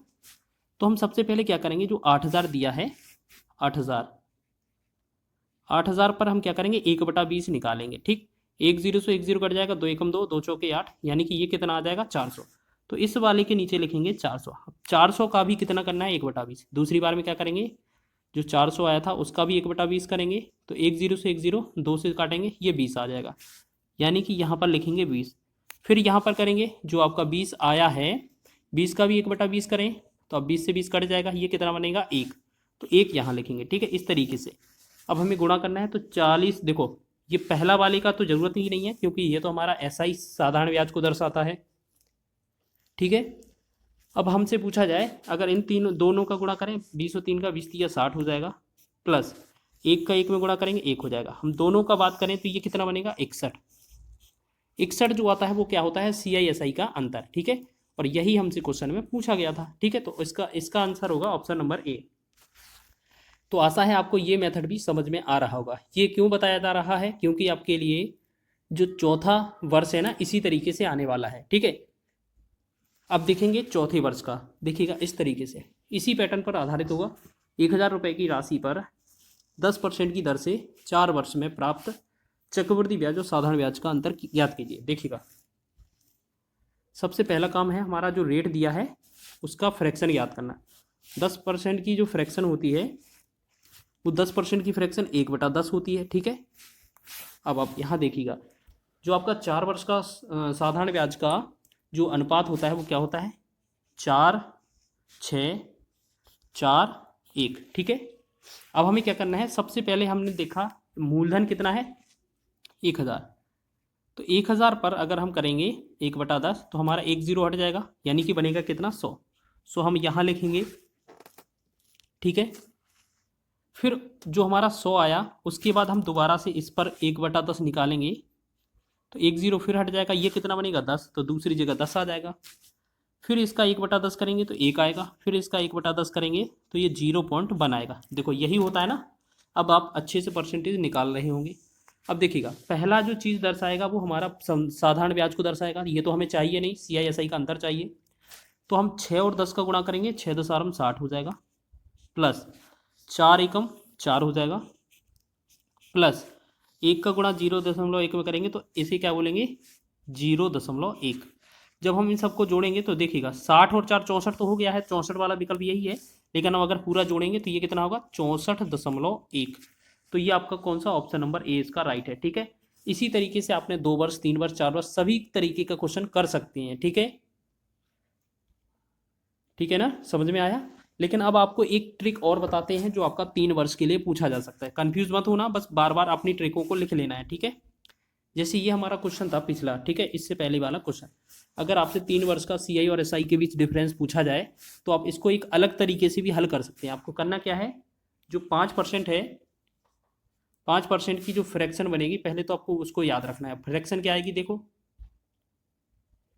जो यहाँ पर 5% दिया है, इसका जो फ्रैक्शन बनेगी, 5% की फ्रैक्शन 1/20 बनती है। ठीक है, तो इसे हम क्या मानते हैं, 1/x के रूप में मानेंगे अगर। तो याद रखना, जो आपका 3x + 1 होगा, ये किसे रिप्रेजेंट करेगा, ये आपका CI/SI का अंतर को रिप्रेजेंट करेगा। ठीक है, और जो यहाँ पर x³ होगा वो आपका क्या होगा, जो आपका एक्स क्यू होगा वो आपका प्रिंसिपल हो जाएगा या मूलधन को रिप्रेजेंट करेगा, ठीक है। तो आपको क्या याद रखना है, अगर हम यहाँ से एक्स को लिया लिया जाए यहाँ पर 20, तो यहाँ पर इसमें एक्स में पहले वाले में फिट किया जाए तो एक्स की जगह यहाँ पर देखो 3 गुणे में 20 प्लस 1, तो 3 20 या 60 एक 61, 61 क्या हो जाएगा हमारा सी आई एस आई का अंतर। अगर यहाँ पर 20 रखें तो 20 का घन कितना होगा, ये बनेगा 8000, ठीक है। तो ये हमारा हो जाएगा मूलधन। अब ये दोनों आपके यूनिट के बराबर हो जाते हैं। तो क्वेश्चन में दिया क्या है, हमारे पास दिया है 8000 रुपये चक्रवृद्धि मूलधन दिया है। तो 8000 रुपये अगर मूलधन दिया है हमें, तो हमें 8000 से भाग करना पड़ेगा जो हमारा आया है मूलधन का यूनिट, और हमें सी आई एस आई का अंतर पूछा है, 61 का वैल्यू पूछा है, ठीक है। 8000 से 8000 कट जाएगा तो हमारा 61 ही आंसर आने वाला है, ठीक है। तो ये इसका राइट आंसर होगा ऑप्शन नंबर ए। तो इस तरीके से भी आप इसको कर सकते हैं, मतलब करने के तो कई सारे तरीके हैं। मेन उद्देश्य था 4 वर्ष के सी आई एस आई के डिफरेंस के क्वेश्चन को बताना। प्रायिकता का एक फॉर्मूला होता है, प्रायिकता बराबर अनुकूल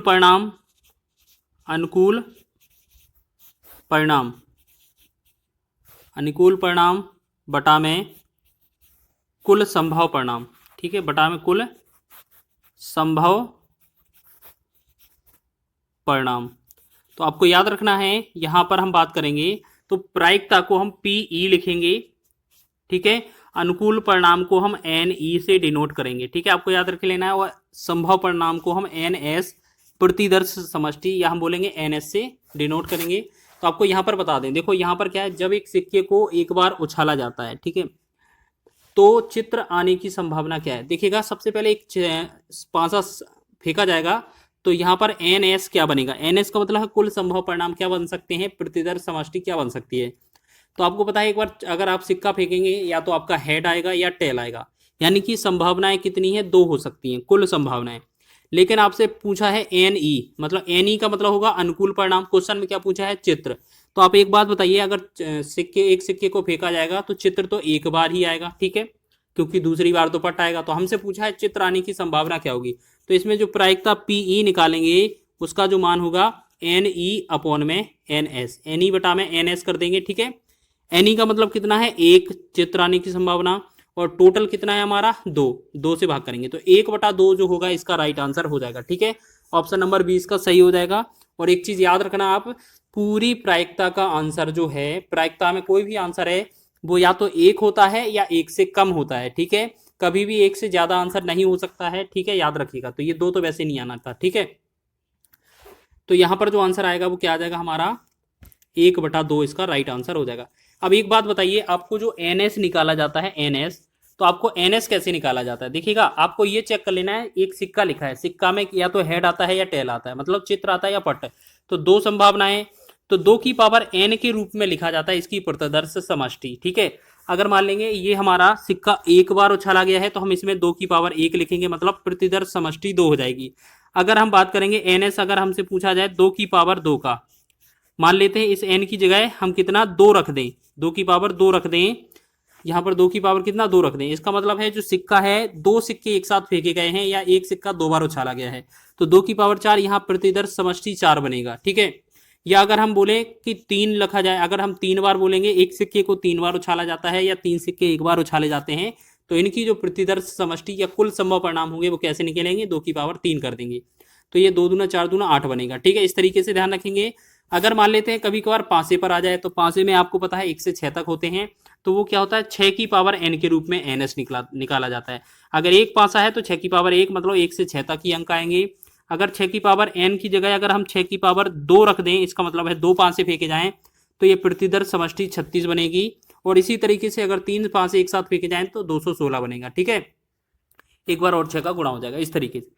तो आपको याद रखने है कि प्रतिदर्श समष्टि कैसे निकालते हैं। तो आपका ये जो आंसर है, देखिएगा, टोटल एन एस आपका 2 था, एन ई आपका 1 बना, और आपसे प्रायिकता पूछी 1/2 इसका राइट आंसर है, ठीक है। आगे बढ़े अगले प्रश्न की ओर। लिखा है एक बार में 3 सिक्के उछालने पर कम से कम 1 हेड आने की प्रायिकता। अब एक बात बताएं, हमने आपको बोला था कि एन एस का वैल्यू कितना होना चाहिए। आपको जो सिक्का है, अगर सिक्का लिखा है तो 2 की पावर n होगा, और सिक्के को 3 बार उछाला है या 3 सिक्के उछाले तो 3 घात लगा देंगे, तो 2 की घात 3 होगा, तो 2 दूना 4, 4 दूना 8 हो जाएगा, ठीक है। अब देखिएगा यहाँ पर जो 8 आपकी संभावनाएं बनेंगी, क्या क्या बनेंगी।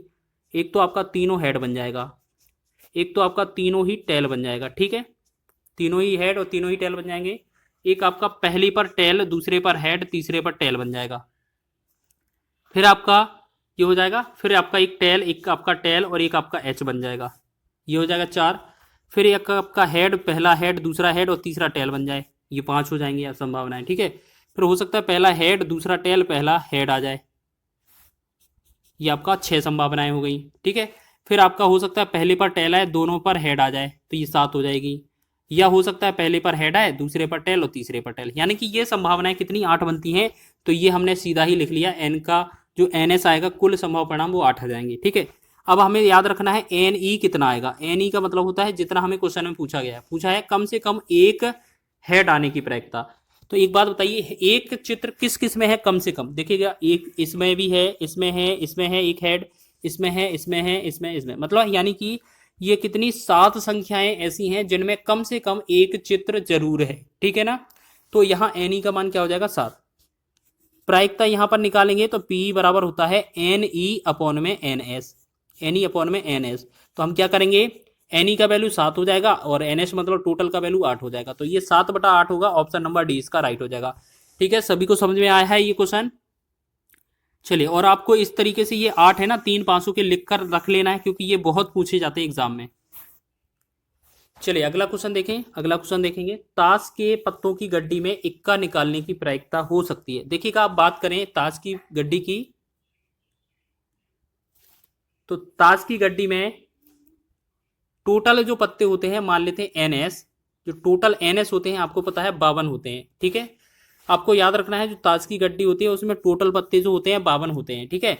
अब हमसे पूछा क्या है, एन ई, एन ई हमसे पूछा है, क्या पूछा है देखिएगा, इक्का निकालने की प्रायिकता। आपको पता है हर एक चीज गिट्टी में कितना 4 बार आती है, इक्का होगा, 2 होगा, 3 होगा, ऐसे ही सब चीजें कितनी 4 बार आती हैं। आपसे इक्का निकालने के लिए बोला है तो यानी कि चारों इक्कों में से कोई सा भी निकाला जा सकता है, ठीक है। और प्रायिकता का आंसर देना है तो हमें क्या करेंगे, फॉर्मूला तो वही है, पीई बराबर एन ई बटा में एन एस। तो हम क्या करेंगे, एन ई का जो वैल्यू है वो 4 है और एन एस का जो वैल्यू है वो 52 है, 4 एकम 4, 4 से 13 चौके 52, यानी कि 1/13 जो बनेगा इस क्वेश्चन का राइट आंसर बनेगा। डी विकल्प आपका सही है, ग्रुप डी के एग्जाम में ये पूछा गया था, ठीक है। इस तरीके का ताश से संबंधित क्वेश्चन बहुत पूछा जाता है। तो एक और क्वेश्चन देख लीजिए, ताश की गड्डी से फेस कार्ड निकालने की संभावना क्या होगी। अभी हमने आपको बताया जो एनएस रहेगा इसका तो ये रहेगा 52, ठीक है। टोटल परिणाम जो होगा कुल संभव परिणाम ये कितना रहेंगे 52, ठीक है। और ताश की गड्डी में से फेस कार्ड निकालने, आपको पता है फेस जो होता है जे क्यू और के, इसे गुलाम, बेगम और बादशाह बोलते हैं। इन सभी में चित्र दिए होते हैं, बाकी किसी में भी फेस नहीं दिया होता है। तो आपको बात करें 4 आपके गुलाम होते हैं, 4 बेगम होते हैं, 4 बादशाह होती हैं, ठीक है।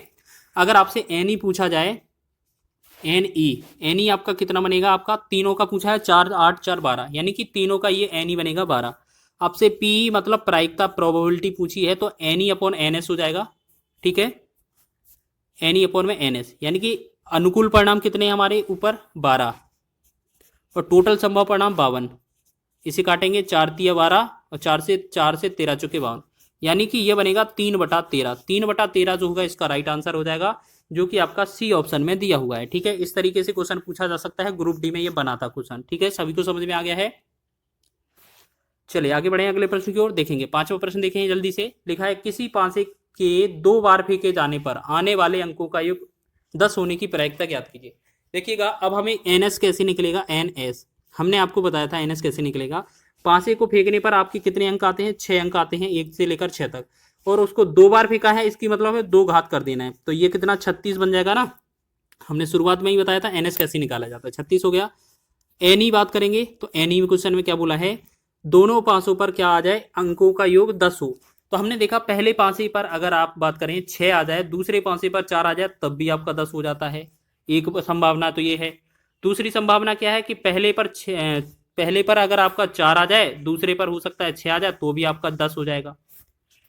तीसरी आपका हो सकता है संभावना कि पहले पर 5 आए और दूसरे पर 5 आए, तब आपका 10 हो सकता है, और इससे ज्यादा कोई संभावनाएं नहीं बन सकती हैं, ठीक है। तो पहली दूसरी 3 संभावनाएं बन रही हैं, तो एन ई का जो मान आएगा वो 3 आएगा, ठीक है। अब हमसे प्रायिकता पूछा है, तो प्रायिकता पी ई बराबर जो होता है एन ई बटा में एन एस।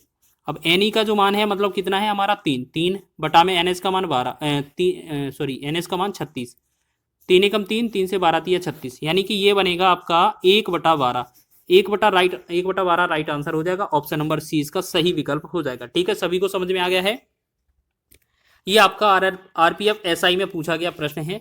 चलिए आगे बढ़े अगले प्रश्न की ओर। और ये हमारा छठवां प्रश्न है और इसमें ये अंतिम प्रश्न है। ठीक है, इस वीडियो का, जब पासे का एक जोड़ा फेंका जाता है तो संख्याओं का योग विषम होने की प्रायिकता क्या होगी। चलिए आपको बता दें कि यहाँ पर जो एन एस बनेगा, आपको पता है एक पासा है, पासा का मतलब 6 तक अंक होते हैं, और जोड़े में फेंका है मतलब 2 बार फेंका है, या जोड़ा फेंका है मतलब 2 बार, तो 6 का वर्ग कितना हो जाएगा 36, तो इसका एन एस का तो मान 36 आ गया। अब हमसे एन ई क्या मिलेगा जल्दी से बताएं। देखिए क्वेश्चन में बोला है विषम अंक, योग विषम हो दोनों पासों का, तो आपको कैसे समझना है कि जैसे पहले पासे पर 1 दूसरे पर 2 होगा तब विषम होगा, पहले पर 1 दूसरे पर 4 होगा तब विषम होगा, 1 और 6 होगा तब विषम होगा, या 2 पहले पर होगा दूसरे पांचरे पर पहला 1 हो, या आपका 2 के बाद 4 हो फिर 1 हो, या आपका 6 हो 1 हो। इस तरीके से बहुत सारी संभावनाएं बन रही है। तो आपको ऐसे चीज याद नहीं रखना है। आपको एक बात बताइए, जैसे हम आपको बताएं कुछ हिंट बताएं कि आपसे बोला जाए 1 से लेकर 10 तक संख्याएं लिखिए आप, 1 2 3 4 5 6 7 8 9 10। अगर हम इनमें बोलें कि इनमें आपकी विषम कितने हैं, तो देखिए 1 3 5 7 9, 5 तो विषम है, और 5 कितने होंगे सम होंगे, ये 5 सम होंगे। तो हम कह सकते हैं यानी कि कितनी भी संख्या हो उनमें आधी संख्या विषम और आधी संख्या सम होती है। तो ये सीधा लगाइएगा ना आप। तो यहाँ पर एन एस का जो वैल्यू आया था वो हमारा 36 था। एन ई हमसे पूछा है विषम योग आए, तो विषम का मतलब अगर 36 संख्या है तो इनमें से विषम कितना आधे वाले अंकों का आ जाएगा। अगर हमसे प्रायिकता पूछा है पीई का मान, तो हमारा फॉर्मूला होगा एन ई बटा में एन एस। ठीक है, तो पी का जो वैल्यू है हमारा निकलेगा N E upon N S. तो एन एस का एन ई का वैल्यू है 18, एन एस का वैल्यू है 36, तो 18 एकम 18, 18 दूना 36, यानी कि 1/2 जो बनेगा इसका राइट आंसर बन जाएगा, जो कि आपका कौन सा 1/2। 1/2 को हम और भी लिख सकते हैं भाग करके, 0.5 भी कर सकते हैं, 2 से भाग करेंगे 1 में 0.5 भी लिखा जाता है। तो ये जो आंसर है आपका ऑप्शन नंबर डी में दिया हुआ है। ठीक है, सभी लोगों को समझ में आ गया है। तो इस तरीके के प्रश्न आपके प्रायिकता से पूछे जाते हैं। ठीक है, आपका ये प्रायिकता से संबंधित पहला वीडियो है। इसी के बाद एक पासे को 2 बार फेंके जाने पर प्राप्त होने वाली संख्याओं का योग 10 है, कम से कम एक बार संख्या 5 आने की प्रायिकता ज्ञात कीजिए।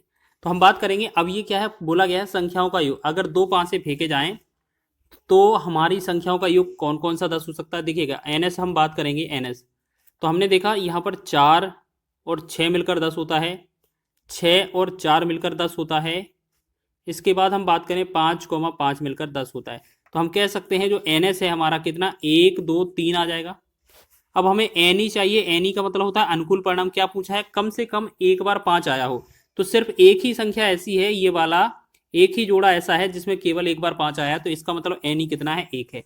अब हमसे प्रायिकता पूछा गया है, तो हम क्या करते हैं, प्रायिकता बराबर क्या होता है हमारा, प्रायिकता बराबर पीई, पीई बराबर होता है एन ई बटा में एन एस। तो हमें क्या करना है, एन ई का मान 1 दिया हुआ है, एन एस का मान 3 है, तो ये 1/3 इसका राइट आंसर हो जाएगा।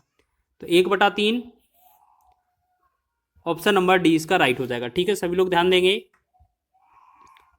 चलिए अगला क्वेश्चन देखें। क्या अगला क्वेश्चन देखिएगा, सेकंड क्वेश्चन लिखा है, यदि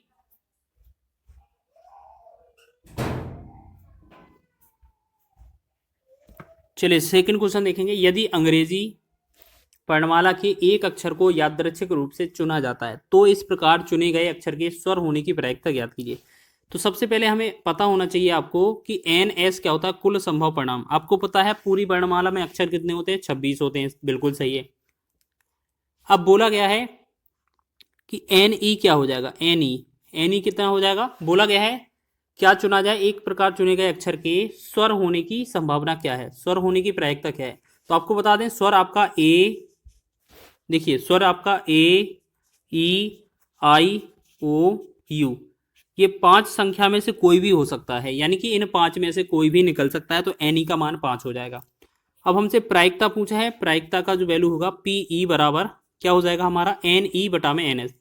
तो एन ई का मान 5 हो जाएगा, एन एस का मान 26 हो जाएगा। तो ये बनेगा 5/26 हमारा राइट आंसर।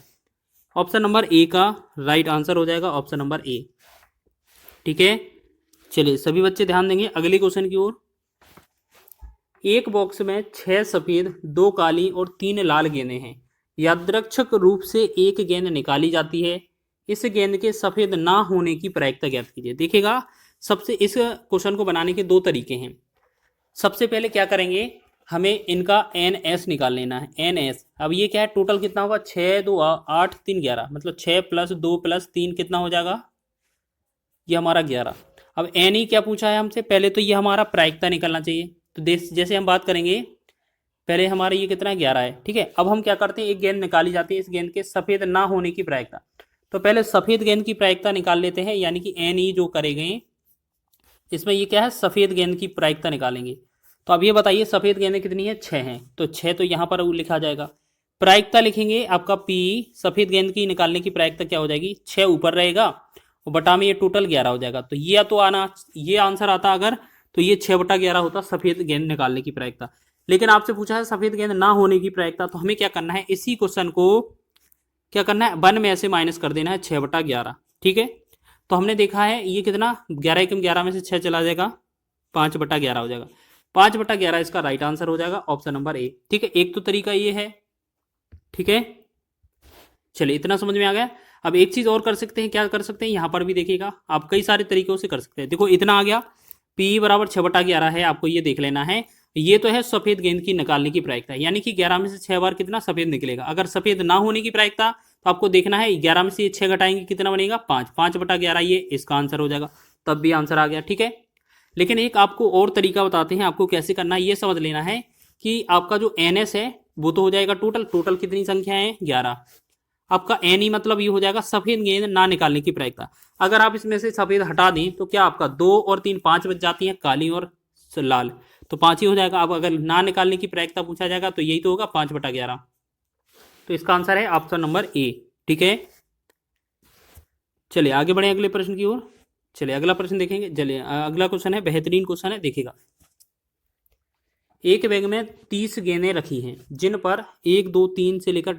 30 लिखा है, संख्याएं अंकित हैं, और ये बैग से यादृच्छिक रूप से एक गेंद निकाली जाती है। बैग से निकाली गई गेंद पर अंकित संख्या 4 या 6 से विभाज्य होने की प्रायिकता ज्ञात कीजिए, ठीक है। या तो 4 से विभाज्य हो जाए या 6 से विभाज्य हो जाए। तो इसको क्या करेंगे, थोड़ा सा जूम इन कर देते हैं। चलिए आप देखिएगा, 1 से लेकर 30 तक संख्या है, तो सभी लिख लेते हैं। तो NS का जो मान आएगा वो तो आपका 30 आ जाएगा, ठीक। टोटल NS जो होगा 30 आ जाएगा। लेकिन NE क्या हो जाएगा, आपने देखो, आपने बोला है या तो 4 से हो या तो 6 से हो। तो हम सबसे पहले संख्या जो बनाएंगे, पहली 4 आ जाएगी, फिर उसके बाद 6 विभाजित हो जाएगी, फिर 8 हो जाएगी, फिर 8 के बाद आपकी 12 हो जाएगी, ठीक है। 12 के बाद आपकी 16 संख्या हो जाएगी विभाजित, ठीक है। फिर 18 के बाद आपकी 20 होगी, फिर 24 हो जाएगी, फिर आपकी 28 हो जाएगी, और फिर आपकी 30 हो जाएगी।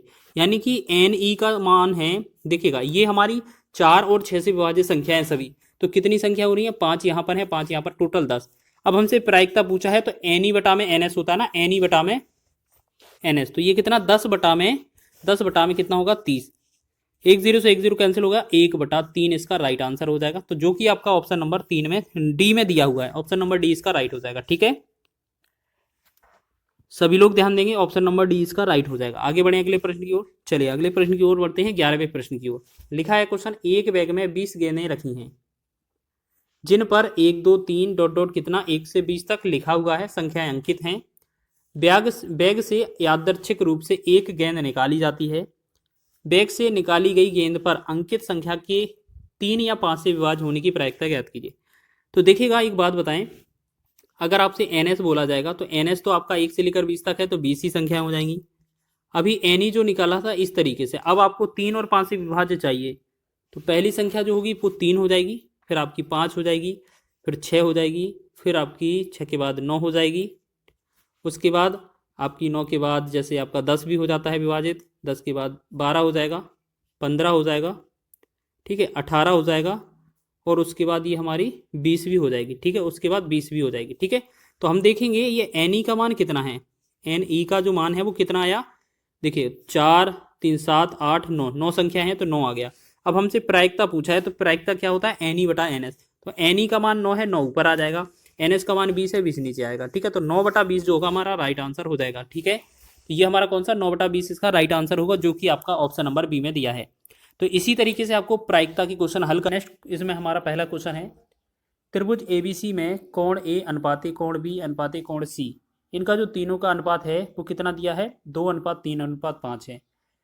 तो कोण ए के संपूरक कोण का माप ज्ञात कीजिए। सबसे पहले आपको पता होना चाहिए आपके पास जो वैल्यू है ए बी और सी, इनका जो अनुपात है वो कितना दिया है, तो ये देखेंगे। सबसे पहले तो इनका तीनों का अनुपात कितना है, तो इनका अनुपात है आपका 2:3:5। अगर हम कहें इन सबको जोड़ा जाए 2 और 3 5, 5 और 5 10, यानी कि 10 अनुपात टोटल अगर हम बात करें किसके बराबर हो जाएंगे। आपको पता है त्रिभुज के तीनों कोणों का योग 180 होता है, अंतः कोणों का योग। तो 10 का वैल्यू जो है वो अनुपात के बराबर 180 के बराबर होगा। तो 1 0 से 1 0 मतलब 1 का वैल्यू 18 आ जाएगा आपका, ठीक है। अब आपसे हम तीनों जो अनुपात दिए थे हमारे, तीनों का वैल्यू निकालेंगे। अगर हम 2 अनुपात का वैल्यू कितना होगा, 18 दूना 36 हो जाएगा, ठीक है। तो 18 3 54 हो जाएगा 3 अनुपात का वैल्यू, और 5 अनुपात का वैल्यू 18 पंचे 90, यानी कि अब हमारे पास सभी वैल्यू आ गई हैं, ठीक है। पहला 36 हो गया, दूसरा 54, तीसरा 90, ठीक है। अब हमसे क्या पूछा गया है देखिएगा, क्वेश्चन में बोला है कोण ए का संपूरक कोण ज्ञात कीजिए। अब आपको बता दें कोण ए कितना है हमारा 36, और संपूरक कोण ज्ञात करने के लिए हमें क्या करना होता है, 180 में माइनस करना पड़ता है। तो 180 में से हम उसी 36 को माइनस करेंगे, तो ये 4 बनेगा, ये 4 14 बनेगा, ठीक है। तो ये हमारा 144 बनेगा, राइट आंसर बन जाएगा। ऑप्शन नंबर सी इसका राइट है। तो इस प्रकार आपका ऑप्शन नंबर सी सही हो जाएगा। आगे बढ़े इसी प्रकार से नेक्स्ट क्वेश्चन देखेंगे। चलिए इसका क्वेश्चन बेहतरीन है ये क्वेश्चन, ये देखेंगे इस क्वेश्चन को। यहाँ पर एक इस तरीके से डायग्राम बनाया गया है, ठीक है। फिर इनको मिलाया गया है, यहाँ पर एक मिड पॉइंट में सर्कल है, ये हमारा ओ पॉइंट है मिड पॉइंट में, ठीक है। इनको मिलाया गया है और इस तरीके से हमारा ये ट्राइंगल भी बनाया गया है। और यहाँ पर क्या है, ये हमारा इसका वैल्यू जो है 38 दिया हुआ है, इसे हमने ए लिखा है, यहाँ पी और यहाँ क्यू, ठीक है। अब हमसे पूछा जा रहा है, देखिएगा लिखा क्या है, देखिए रेखा चित्र में पी ओ और ओ क्यू त्रिभुज ए पी क्यू के परिवर्त की त्रिज्याएं हैं। यदि पी ए क्यू बराबर 38 है, मतलब ए का जो एंगल है वो 38 है, तो पी क्यू ओ यहाँ जो है पी क्यू ओ का वैल्यू क्या हुआ, ठीक है। इसी तरीके से दिया है, तो इसको मिटा लें, ठीक है, ठीक है ना। चलिए देखेंगे। अब आपको बता दें यहाँ पर, तो ठीक है। अब इसमें हमें करना क्या है देखेंगे, आपको क्या याद रखना है। जैसे आपका ये जो एंगल होता है, अभी हमने बताया कि अगर ये आपका 38 दिया हुआ है, तो आपका यहाँ जो एंगल होगा वो डबल हो जाएगा, तो ये आपका 76 हो जाएगा, ठीक है। अब इस वाले ट्रायंगल को हम उठाकर देखते हैं थोड़ा इस तरीके से। यहाँ पर P, यहाँ पर Q, यहाँ पर O है, हमें ये वाला एंगल कितना मिल गया, 76। आपको पता है अगर ये जीवा समान है, यहाँ पर जो x है और यहाँ पर भी x ही माना जाएगा एक कोण, ठीक है। किसी त्रिभुज की जो समान जीवाएं होंगी वो समान कोण अंतरित करती हैं। तो आपको पता है ये इस तरीके से इस वाले पॉइंट पर ये समान अंश अंश का कोण बनेगा, यानी कि इसे भी x इसे भी x मानेंगे। तो हम क्या करते हैं, पहला x दूसरा x प्लस में 76, अगर तीनों चीज़ जोड़ दें तो हमारा 180 के बराबर हो जाता है। 76 को उस तरफ करके माइनस करेंगे तो यहाँ ये 2x बराबर कितना होगा, 4 यहाँ पर हो जाएगा, ठीक है। और यहाँ पर कितना होगा 100, मतलब 10, तो ये बनेगा हमारा 104। और 2x बराबर 104 है, तो x बराबर कितना होगा, ये बनेगा 52। तो 52 हमारा x क्यू वाला भी है और p वाला भी है। हमसे पूछा क्या था, पी क्यू ओ, मतलब क्यू पूछा था, तो हमारा जो आंसर आएगा वो 52 ही हो जाएगा आंसर। ऑप्शन नंबर ए इसका राइट हो जाएगा। तो इसी प्रकार आगे बढ़े अगले क्वेश्चन की ओर देखेंगे। त्रिभुज एबीसी में बी ए सी बराबर 60 अंश है, और ओ त्रिभुज एबीसी के अंदर एक बिंदु है। यदि B O B C O B O को 2 गुना है और ओ बी ओ सी बी ओ सी ए का 2 गुना है, तो बी ओ सी की माप ज्ञात कीजिए। हमारा ट्रायंगल बनेगा, तो पहले तो हमारा एक सर्कल बनेगा इसमें, ठीक है, जिसमें ओ हमारा केंद्र हो जाएगा। ओ यहाँ कोई बिंदु इस तरीके से ले लेंगे हम, ठीक है। यहाँ पर ये हमारे ए बी सी हो जाएंगे, ठीक। अब ये जो एंगल है यहाँ पर क्वेश्चन में बोला है कि ये कितना है, बी ए सी बराबर ये कितना है 60 अंश का है। तो अगर हम बी को ओ से और ओ को सी से मिलाएंगे तो यहाँ पर जो बी ओ सी बनेगा इसका एंगल कितना होगा, आपको पता है ना, इसका 60 का डबल होता है, ये हो जाएगा 120। तो हमें पूरा और कुछ पढ़ने की आवश्यकता ही नहीं है, यही तो हमसे पूछा था बी ओ सी। तो कौन बी ओ सी की जो माप होगी वो 120 ही होने वाली है। ऑप्शन नंबर डी इसका राइट हो जाएगा। ठीक है, इस तरीके से आपको याद रखना है, बहुत बार एग्जाम में पूछा जाता है। जितना ये कोण है, अगर इस तरफ के ए कोण से आधा होता डबल होता है, और अगर ये पूछा जाए तो ये इसका आधा कर देते हैं हम हर बार। नेक्स्ट क्वेश्चन बढ़े अगले क्वेश्चन की ओर। त्रिभुज एबीसी का अंतः केंद्र बिंदु ओ पर है, यदि कोण बीओसी बराबर 110 है तो कोण बीएसी का मान ज्ञात कीजिए। देखिए कितना आसान प्रश्न है, ठीक है ना, कितना आसान प्रश्न है।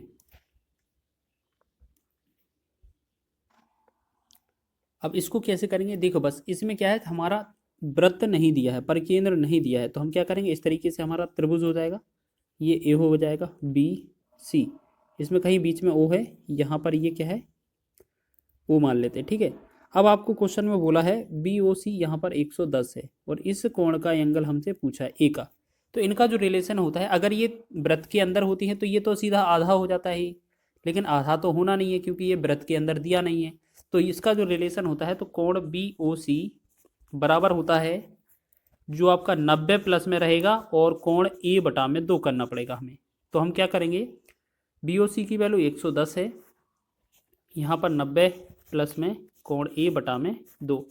अब 90 इसमें से घटाएंगे हम तो कितना बनेगा, 20 बन जाएगा। 20 बराबर कोण ए बटा में 2, तिर्यक गुणा करेंगे तो ए बराबर कितना होगा, 20 दूना 40। तो ये हमारा कितना हो जाएगा, ए बराबर 40। तो ये एंगल बनेगा हमारा, ऑप्शन नंबर ए इसका राइट आंसर हो जाएगा। इस तरीके का एग्जाम भी बहुत पूछा जाता है और इस क्वेश्चन को हम स्टार लगाएंगे, ये क्वेश्चन एग्जाम में आने के चांसेस हैं। इस तरीके का प्रश्न लिखा है, यदि त्रिभुज एबीसी बिंदु सी पर समकोण बनाता है जहां सी डी लंब ए बी पर है और कोण ए बराबर 55 है, तो कोण ए सी डी का मान ज्ञात कीजिए। जैसे हम आपको बताएं, अगर हम आप इस तरीके से एक आपको एंगल देते हैं इस तरीके से, जिसमें कोण सी समकोण करना है, तो हम यहाँ पर सी लिख देंगे। अब यहाँ पर एक जगह बी एक जगह ए रहेगा, ठीक है, एक जगह ए एक जगह बी, या आप ए बी ऊपर नीचे भी कर सकते हैं। फिर बोला गया है सी और डी लंब है, यानी कि सी से एक रेखा गई है लंब, सी डी लंब, ये सी डी लंब है यहाँ पर, ठीक है, यहाँ पर अच्छे से लिखेंगे। ये यहाँ पर क्या है, सी डी लंब है, किस रेखा पर, ए बी पर। तो इतना तो बात सत्य हो गया। क्वेश्चन में बोला है कोण ए का मान जो है वो 55 है। ये अगर 55 है तो एक बात बताइए, यहाँ पर ये लंब है तो ये तो 90 डिग्री होगा।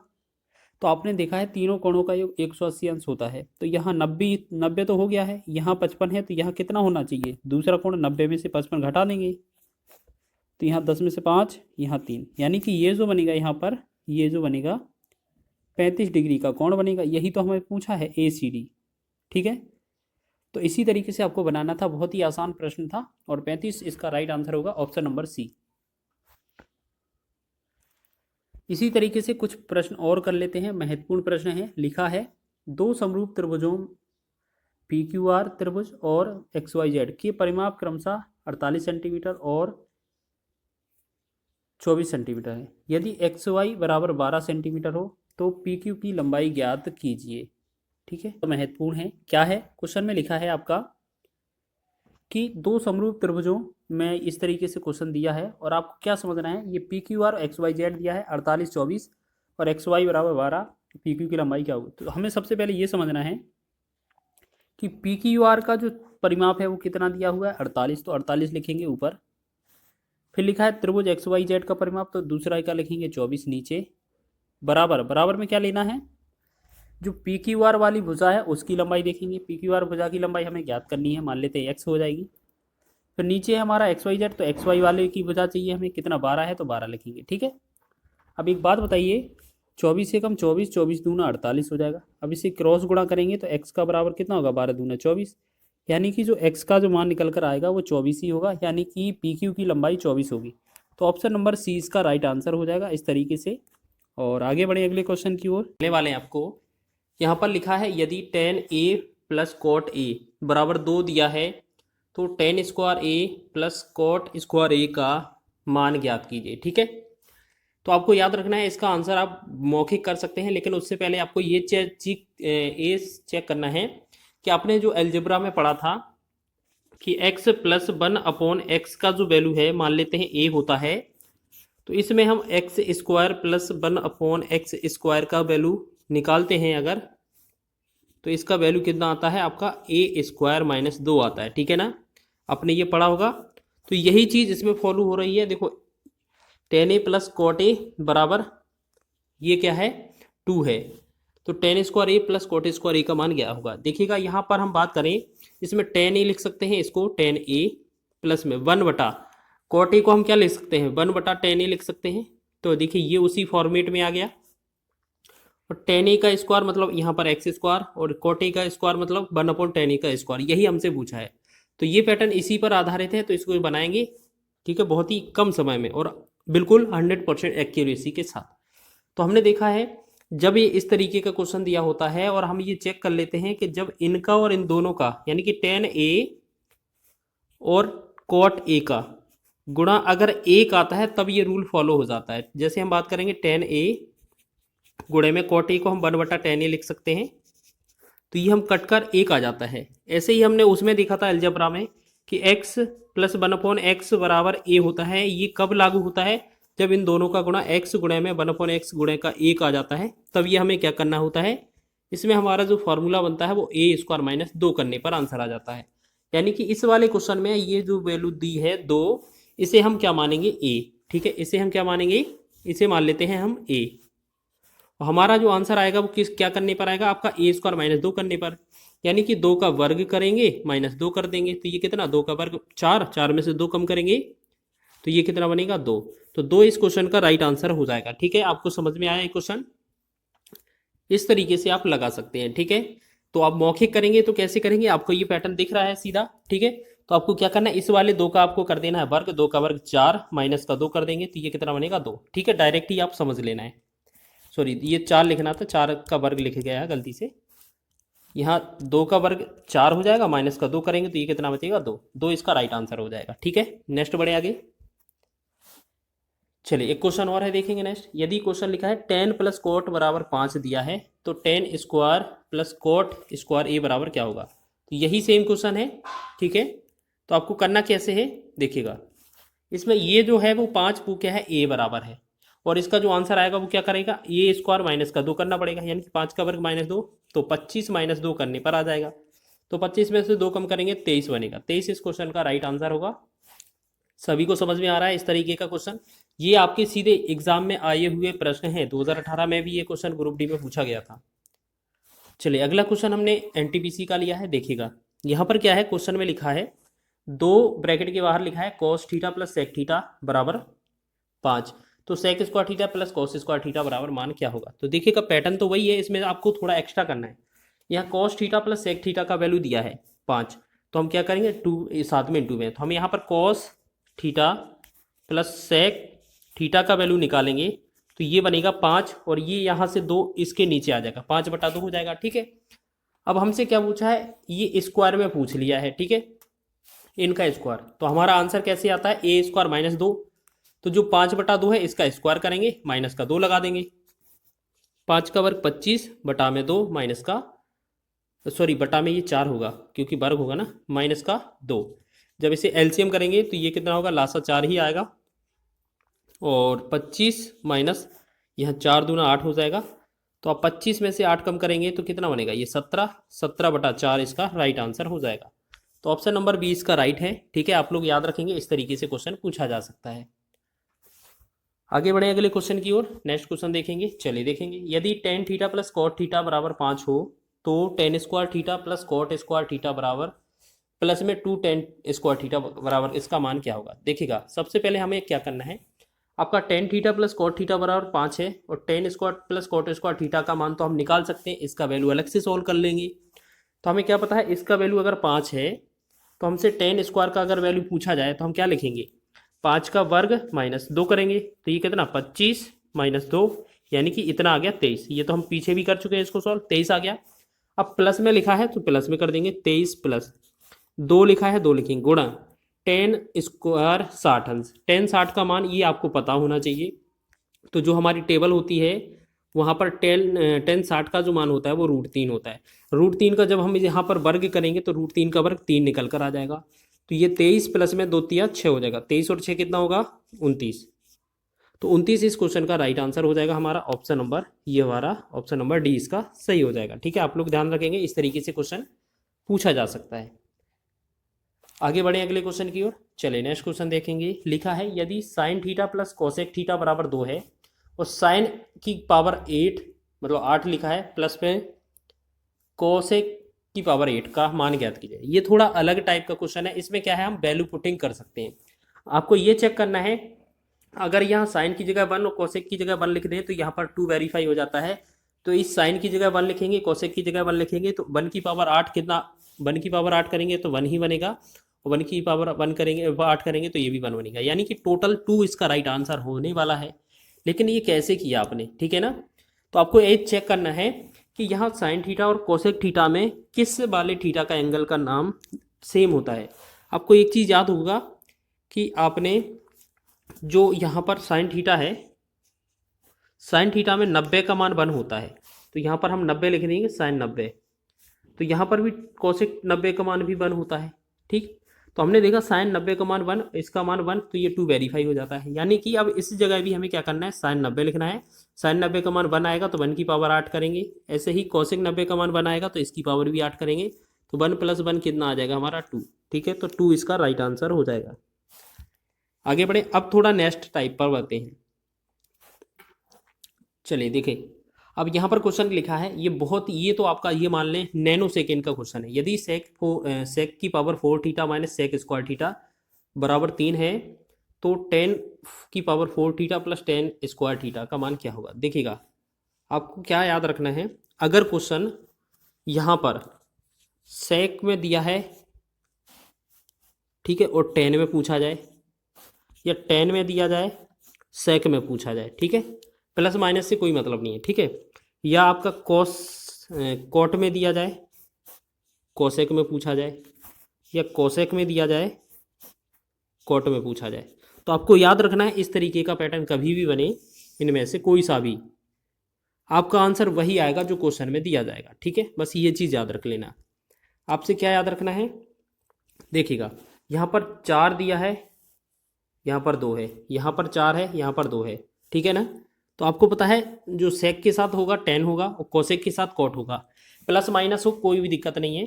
देखो यहाँ पर प्लस लगा है और यहाँ पर माइनस, मतलब यहाँ पर माइनस है, यहाँ पर प्लस है, तो इससे कोई लेना देना नहीं है इसका।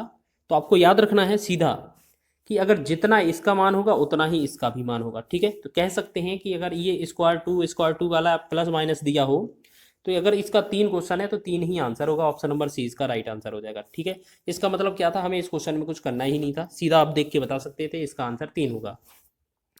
ठीक है, ये आपके 2018 में पूछे गए थे। इस तरीके के 1-2 क्वेश्चन और लेते हैं, जैसे यहाँ पर देखेंगे कोट कोट लिखा है, हमसे कोसेक में पूछा है, 4 फिर 2 4 फिर 2 पावर में दिया है। तो हमने क्या बोला था, आपका सेक है तो कोट मिले, सेक है तो आपका 10 मिलेगा और कोसेक है तो आपका कोट मिलेगा। ठीक है, प्लस माइनस किसी भी तरफ लिखा हो उससे कोई मतलब नहीं है, जितना हमारा ये वैल्यू होगा उतना ही हमारा यहाँ पर आंसर हो जाएगा। ठीक है, तो हमारा क्वेश्चन में 2.2 था तो आंसर में भी 2.2 ही आएगा, तो यह आंसर हमारा ऑप्शन नंबर सी हो जाएगा। तो इस तरीके के प्रश्न आप बहुत ही कम समय में कर रहे होंगे। अगर आपको इस तरीके के प्रश्न बनते हैं तो जरूर ही आप इस तरीके के क्वेश्चन लगा कर आओगे। नेक्स्ट क्वेश्चन देखेंगे, कोट में दिया है, कोसेक में हमसे पूछा है, 4 पावर है फिर 2 पावर है 4 2। ठीक है, जब इसका 3.6 तो इसका आंसर भी 3.6 होगा, तो इसका आंसर ऑप्शन नंबर बी। ठीक है, ये आपके प्रीवियस ईयर एग्जाम में आए हुए प्रश्न हैं, इस वजह से आपको ये बता रहे हैं। ठीक है, 10 की पावर 4 10 की पावर स्क्वायर, ये हमारा कितना बराबर 11, 10 की पावर 4 10 की पावर 2 दिया है 11, तो सेक की पावर 4 माइनस सेक की पावर 2 जो होगा वो 11 ही होगा। ये आपका एक पैटर्न फॉलो करता है इस वजह से। ठीक है, इसका आंसर क्या होगा, 11 ही आ जाएगा।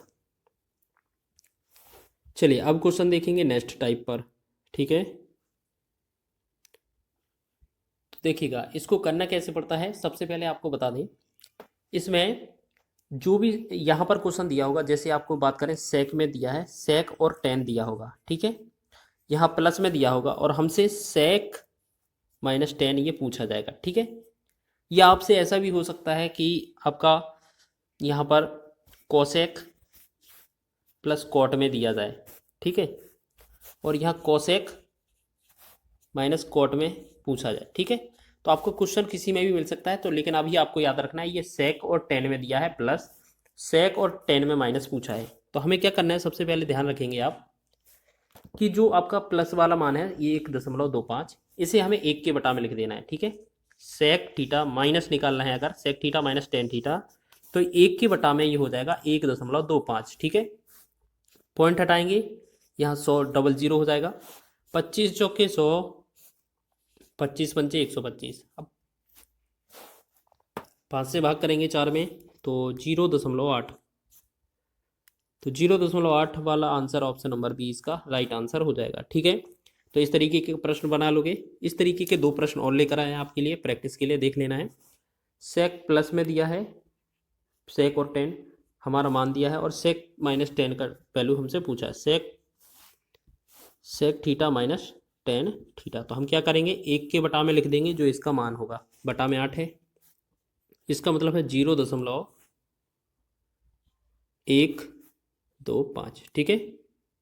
तो 0.125 इसका आंसर बन जाएगा, ऑप्शन नंबर सी इसका राइट हो जाएगा। तो आगे बढ़े अगले क्वेश्चन की ओर। चलिए एक क्वेश्चन और है, अब आपका ये लास्ट क्वेश्चन है। Sec theta plus tan theta बराबर 4 दिया है, sec theta minus tan theta का वैल्यू क्या होगा। तो 1/4 हो जाएगा, बस इसे भाग करना है, तो 0.2, ठीक है, 0.2, 4 दूना 8 और 4 पंचे 20, तो ये बनेगा सी ऑप्शन इसका राइट आंसर, ठीक है। अगर आपको ये वीडियो पसंद आया है तो वीडियो को लाइक करें, शेयर करें, चैनल पर नए हैं तो चैनल को सब्सक्राइब कर लें।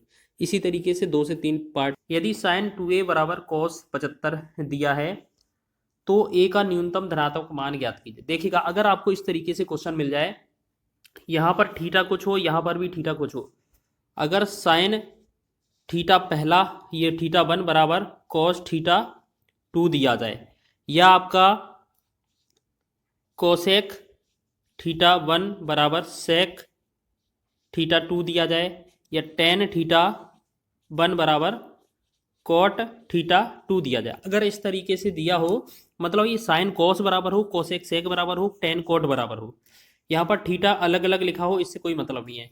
तो इस वाली, इन तीनों वाली कंडीशन में जो हमारा थीटा पहला वाले का है और दूसरे वाले का है थीटा 1 और थीटा 2, ये 90 के योगफल के बराबर होता है, ठीक है। तो हम बात करेंगे इसमें, ये जो आपको थ्योरम लगा के रखना है, ये आपको याद रखना है मन में, ठीक है, तभी आपको इस क्वेश्चन को बना पाएंगे। तो आपको क्या याद रखना है, आपने देखा साइन थीटा पहला है, साइन थीटा 2 है, साइन थीटा वाला कॉस थीटा के बराबर है, तो हमारा क्या होना चाहिए, जो आपकी ये थीटा की वैल्यू है, यहाँ पर 2a और यहाँ पर ये 75, इन दोनों का अगर जोड़ेंगे तो ये 90 आना चाहिए, ठीक है। रूल तो यही कहता है, लेकिन पक्षांतर जब सॉल्व करेंगे, इसको 75 उस तरफ भेजेंगे तो 2a का वैल्यू आ जाएगा 15, ठीक है। 2a बराबर 15 है, तो a का वैल्यू कितना आएगा 7.5। मात्र 2 से 3 सेकंड लगेंगे आपको इस क्वेश्चन को सॉल्व करने में, ठीक है। आप इस तरीके से ध्यान रखेंगे, ऑप्शन नंबर 20 का राइट आंसर हो जाएगा, ठीक है। आप लोग ध्यान रखिएगा, इस तरीके से आपका क्वेश्चन बन सकता है, ठीक है। यह क्वेश्चन आपका साइन पर, कोसेक, टेन, यानी कि किसी पर भी पूछा जा सकता है। तो इसी तरीके से 2-3 क्वेश्चन और लेकर आए हैं आपको प्रैक्टिस के लिए। देखिएगा यहाँ पर क्वेश्चन में क्या लिखा है, यदि टेन 2 थीटा बराबर कोट 0+6 लिखा है, ठीक है, तो थीटा का मान क्या होगा। तो हमने अभी क्या बताया था आपको, अगर टेन थीटा कोट थीटा के बराबर है तो आपका जो इनका थीटा 1 और थीटा 2 होगा, उन दोनों का योग 90 के बराबर हो जाएगा। तो यहाँ पर 2 थीटा प्लस में यहाँ पर थीटा प्लस का 6 बराबर टोटल कितना होना चाहिए, 90 के बराबर, ठीक है। अब 6 को उस तरफ भेजेंगे तो ये 2 और थीटा, 1 थीटा कितना हो जाएगा 3 थीटा, और ये कितना हो जाएगा, अगर 6 घटाएंगे अगर हम इसमें से, तो ये बनेगा 84, ठीक है। 3 थीटा बराबर 84 है, तो थीटा का वैल्यू कितना आ जाएगा, ये 28, घटने पर क्या हो जाएगा 3 एकम 3, 28 दिया 84, तो हमने कह दिया ये थीटा का जो वैल्यू आया वो 28 आ जाएगा, बिल्कुल आ जाएगा, ऑप्शन नंबर डी इसका राइट होगा। ये आपके आरआरबी एनटीपीसी के एग्जाम में इस तरीके के क्वेश्चन बने थे प्रीवियस ईयर में, तो इस तरीके का अगर क्वेश्चन आए तो आप बहुत ही आसानी से और कम समय में लगा रहे होंगे, ठीक है।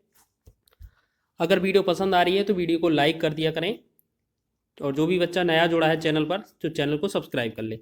देखिएगा इस क्वेश्चन को देखेंगे, सेक 4a बराबर cosec 3 minus a, 3a minus 50 बराबर 50 दिया है ना, 3a माइनस 50 है, जहाँ 4a और 3a न्यूनकोण है, तो a प्लस 75 का मान ज्ञात कीजिए। देखिएगा क्वेश्चन में क्या लिखा है, हमने अभी आपको बताया था कि सेक कोसेक बन सकता है, साइन कोस बन सकता है, टेन कोट बन सकता है, तो यही हमें दिया था, तो हम क्या करेंगे, पहले का थीटा कितना है 4a, यानी कि ये 4a लिखा है, प्लस दूसरे का थीटा कितना है 3a माइनस का 50। इन दोनों का जो सम है, योग है, कितना आना चाहिए 90। तो हम क्या करेंगे, 50 को उस तरफ भेज देंगे, तो 4 और 3 7, a बराबर कितना हो जाएगा हमारा 90, और 50 ये जुड़ जाएगा, उस तरफ माइनस का प्लस बनेगा, तो 140 हो जाएगा। ठीक है, 7 से डिवाइड करेंगे, 7 एकम 7, 7 दूनी 14, 1 0, तो a का जो वैल्यू है वो आपका 20 बनेगा। ठीक है, तो हम कह सकते हैं a का जो वैल्यू है वो 20 इसका बन जाएगा। ठीक है, तो हमसे पूछा क्या है क्वेश्चन में, ये चेक करें। देखो a प्लस 75 आपसे क्वेश्चन पूछा है, तो देखिएगा अगर a प्लस 75 आपसे क्वेश्चन पूछा है तो a का वैल्यू कितना है 20, और प्लस में आपको 75 करना है, तो आपका दोनों का योग करेंगे तो ये कितना होगा 75 20 कितना होगा 95, 95 हो जाएगा ना। तो यही हमसे क्वेश्चन पूछा गया था, तो इसका आंसर क्या होगा, ऑप्शन नंबर ए इसका राइट हो जाएगा। तो आपको समझ में आ रहा होगा, आशा है। बहुत ही अच्छे लेवल के क्वेश्चन आपके कम समय में और बेस्ट ट्रिक के साथ बताए जा रहे हैं। ठीक है, अब देख लेते हैं नेक्स्ट टाइप की तरफ। अब ये क्वेश्चन क्या लिखा है, यदि टेन थीटा बराबर 4 है तो 4 cos theta plus 2 sine theta बटा में 2 sine theta minus cos theta का मान क्या होगा। देखिएगा इस क्वेश्चन को हम बनाने के लिए बहुत ही आसान सी ट्रिक लेकर आए हैं। ठीक है, तो ये आपको कैसे करना है ये चेक करना है। देखिएगा आपको सबसे पहले ये देखना है यहाँ पर लिखा क्या है, टेन थीटा बराबर 4 दिया है ना, टेन थीटा बराबर 4। तो हम क्या करेंगे, इसके नीचे कुछ नहीं है तो एक मान लेंगे। ठीक है, और आपको पता है टेन थीटा बराबर जो फॉर्मूला होता है वो साइन थीटा बटा कॉस थीटा होता है। ठीक है, साइन थीटा बटा जो कॉस थीटा होता है वो टेन थीटा के बराबर होता है। तो आपको ये मान के चलना है जो साइन थीटा की वैल्यू है वो 4 है, कॉस थीटा की वैल्यू 1 है। अगर ये आप वैल्यू इस वाले इक्वेशन में रखेंगे तो आपका आंसर जल्दी से आंसर बन जाएगा। देखिएगा मात्र 2 सेकेंड लगेंगे। 4 गुणे में कॉस थीटा के वैल्यू 1 लिखेंगे, प्लस 2 गुणे में साइन थीटा का वैल्यू 4 लिखेंगे, बटा 2 गुणे में साइन थीटा मतलब 2 गुणे में साइन थीटा की वैल्यू 4 लिखेंगे, माइनस कॉस थीटा का वैल्यू 1 लिखेंगे। ठीक है, तो 4 एकम 4 और 4 दूना 8, तो 4 और 8 कितना हो गया 12, और 4 दूना 8, 8 में से 1 गया 7, तो ये बनेगा 12/7। तो क्या हमारा 12/7 ऑप्शन में दिया हुआ है, बिल्कुल ऑप्शन नंबर आपका ए में दिया हुआ है 12/7। इसका राइट आंसर होगा ऑप्शन नंबर ए का, ऑप्शन नंबर ए हो जाएगा इस क्वेश्चन का। चलिए इसी प्रकार नेक्स्ट आगे बढ़े अगले क्वेश्चन की ओर। देखिएगा इस क्वेश्चन को बनाएंगे तो ये क्या है, यदि sec theta plus tan theta बटा में sec theta minus tan theta बराबर 5/3 है तो साइन थीटा का मान ज्ञात कीजिए। देखिएगा ये क्या है, आपका कैलकुलेशन बेस पर आधारित है। तो यहाँ पर क्या दिया था, देखिएगा इसको हमें क्या है कैलकुलेशन बेस है तो इसको थोड़ा बहुत करना पड़ेगा। यहाँ पर लिखा है sec theta plus tan theta बटा में क्या है हमारा sec theta minus tan theta बराबर जो वैल्यू दिया है वो 5/3 है। ठीक है, यहाँ पर लिखेंगे 5/3।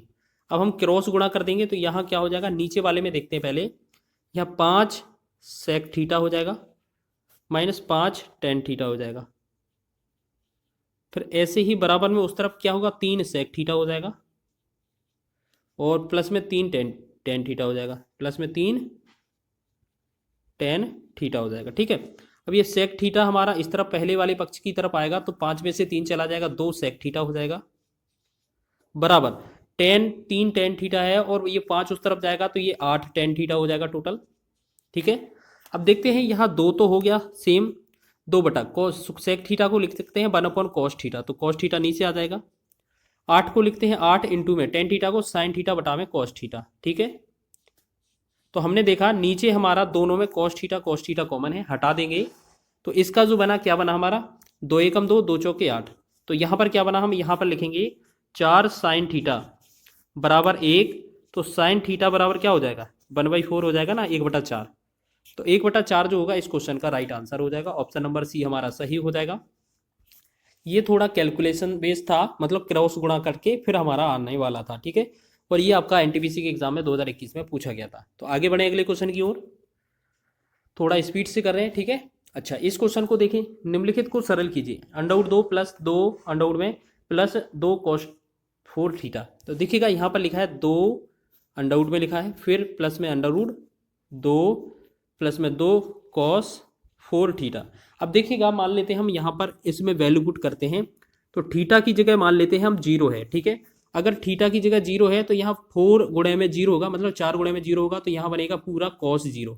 ठीक है, ये क्या हो जाएगा cos 0। आपको पता है जो टेबल में मान होता है हमारा cos जीरो का जो मान होता है वो कितना होता है, 1 होता है।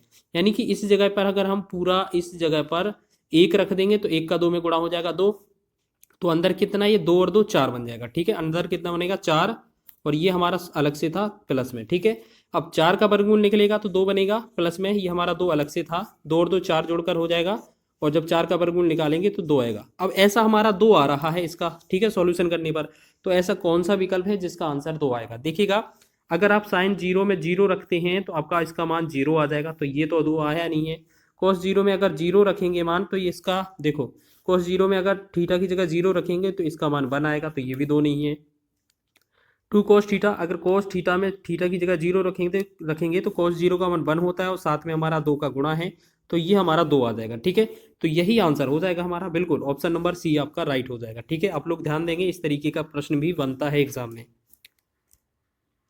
चलिए आगे बढ़े अगले क्वेश्चन की ओर। बहुत ही महत्वपूर्ण क्वेश्चन लेकर आए हैं आपके लिए, ठीक है, जो आपके एग्जाम में पूछे जा सकते हैं। चलिए आगे बढ़े अगले क्वेश्चन में। यदि 5 tan अल्फा बराबर 4 है तो 5 sin alpha minus 3 cos alpha बटा में 5 sin alpha plus 2 cos alpha का मान ज्ञात कीजिए।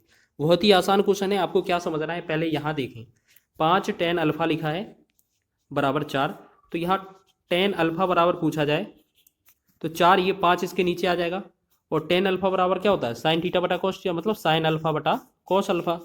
तो आपको ये चीज़ समझना है जो पिछले वाले क्वेश्चन में पहले क्वेश्चन पूछा था कि इसको कॉस वाला मान नीचे होगा और साइन वाला मान ऊपर होगा, तो सीधा इसमें ही आप वैल्यू पुट कर दीजिए।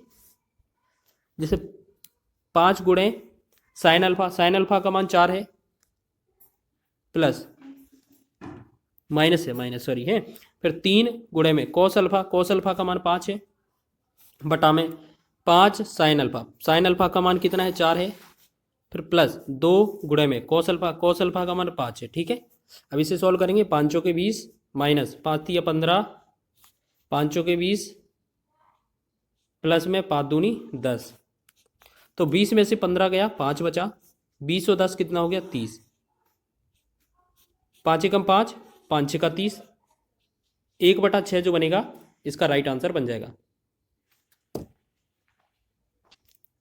तो इसी तरीके से हम बढ़ते हैं अब नेक्स्ट क्वेश्चन की ओर। ठीक है, सभी क्वेश्चन आपके एग्जाम की दृष्टि से महत्वपूर्ण हैं। चलिए यहाँ पर बात करेंगे, लिखा है cos 12 plus cos 84 plus cos 168 plus cos 96। ठीक है, अब आपको बता दें यहाँ पर कभी भी cos थीटा, यहाँ पर क्या है, कभी भी cos theta plus cos theta, मतलब ये 1 और 2, cos थीटा 1 cos थीटा 2, अगर दोनों का सम यहाँ पर थीटा का योग 90 है, अगर इनमें cos थीटा में इनका जो थीटा 1 है थीटा 2, इन दोनों का योग अगर 90 है, या 90 का कोई मल्टीपल है, ठीक है, 90 का कोई मल्टीपल है, तो उस स्थिति में आपको पता है cos 90 का मान क्या होता है, 0 होता है। तो उस स्थिति में आपका जो cos 90 होगा वो 0 होता जाएगा। ठीक है, जैसे cos 12 और cos 12 हो गया, और cos 168, इनका अगर योग करेंगे तो ये कितना होगा, cos 180। आपका पता है ये 90 का मल्टीपल है, इसका मतलब ये क्या है, इसका मान 0 होगा। ठीक है, फिर cos 84 और cos 96, तो इसका भी मान cos 180 होगा, तो इसका भी मान क्या होगा, 0 होगा। अब 0 प्लस 0, मतलब यहाँ पर 0 प्लस 0 करेंगे तो क्या आएगा, 0 ही आएगा। तो आपको याद रख लेना है, कभी भी cos थीटा में जो एंगल होगा, cos थीटा 1 बराबर यहाँ पर, ठीक है, cos थीटा और cos थीटा 2 में, ये प्लस में है, अगर 1 और 2 ये थीटा का वैल्यू 90 हो जाता है, यहाँ पर 90 होता है थीटा 1 और थीटा 2 का वैल्यू, तो आपको याद रखना है इनका जो है, इसका जो मान निकलेगा वो 0 निकलेगा। लेकिन अगर sine theta 1 plus sine theta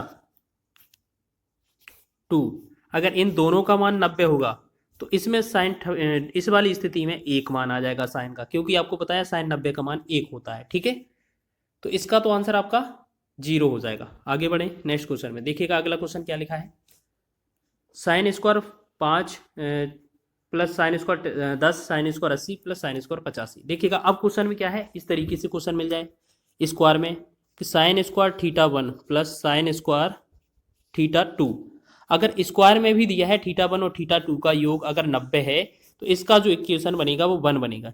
ठीक है। अगर आप एक्सप्लेन करने के लिए बोलेंगे तो हम आपको वो भी बता देंगे अभी, ठीक है।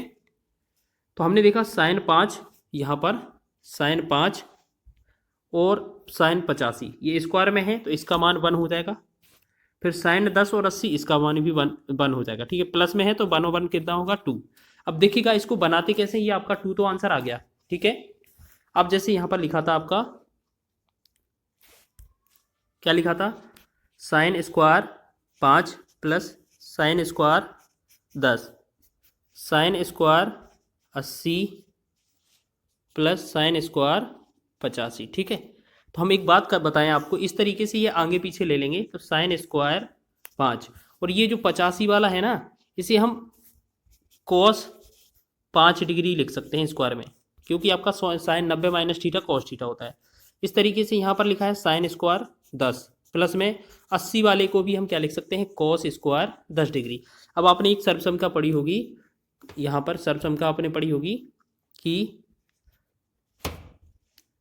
साइन स्क्वायर थीटा प्लस में कॉस स्क्वायर थीटा बराबर 1 होता है। तो यहाँ से लेकर यहाँ तक ये 1 हो जाएगा, ये यहाँ से लेकर यहाँ तक ये 1 हो जाएगा, तो 1 प्लस 1 क्या हो जाएगा, ये हमारा आंसर 2 निकलेगा, ठीक है। तो आपको ज़्यादा एक्सप्लेन करने की आवश्यकता नहीं है, आप इसी तरीके से समझ लीजिएगा, ठीक है।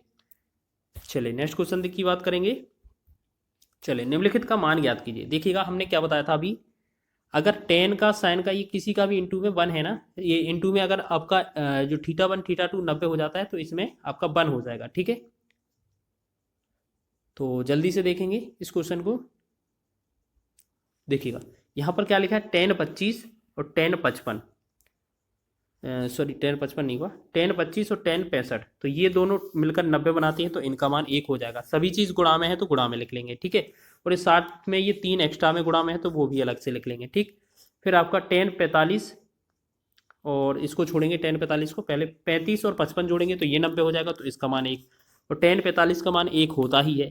तो इन सब का गुणा करेंगे तो क्या आएगा, 3 आएगा ना, तो 3 इसका राइट आंसर होगा, ऑप्शन नंबर बी, ठीक है।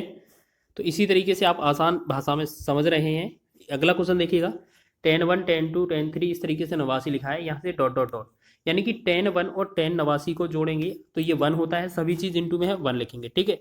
फिर इसके बाद टेन 2 और यहाँ पर 88 वाला होता 10, ठीक है, तो इसका भी 1 होता है। इसी तरीके से आप 1 का कितनी बार भी गुणा कर लें तो आपका जो आंसर आता है रिजल्ट में 1 ही आता है, तो इसका आंसर ऑप्शन नंबर सी हो जाएगा, ठीक है।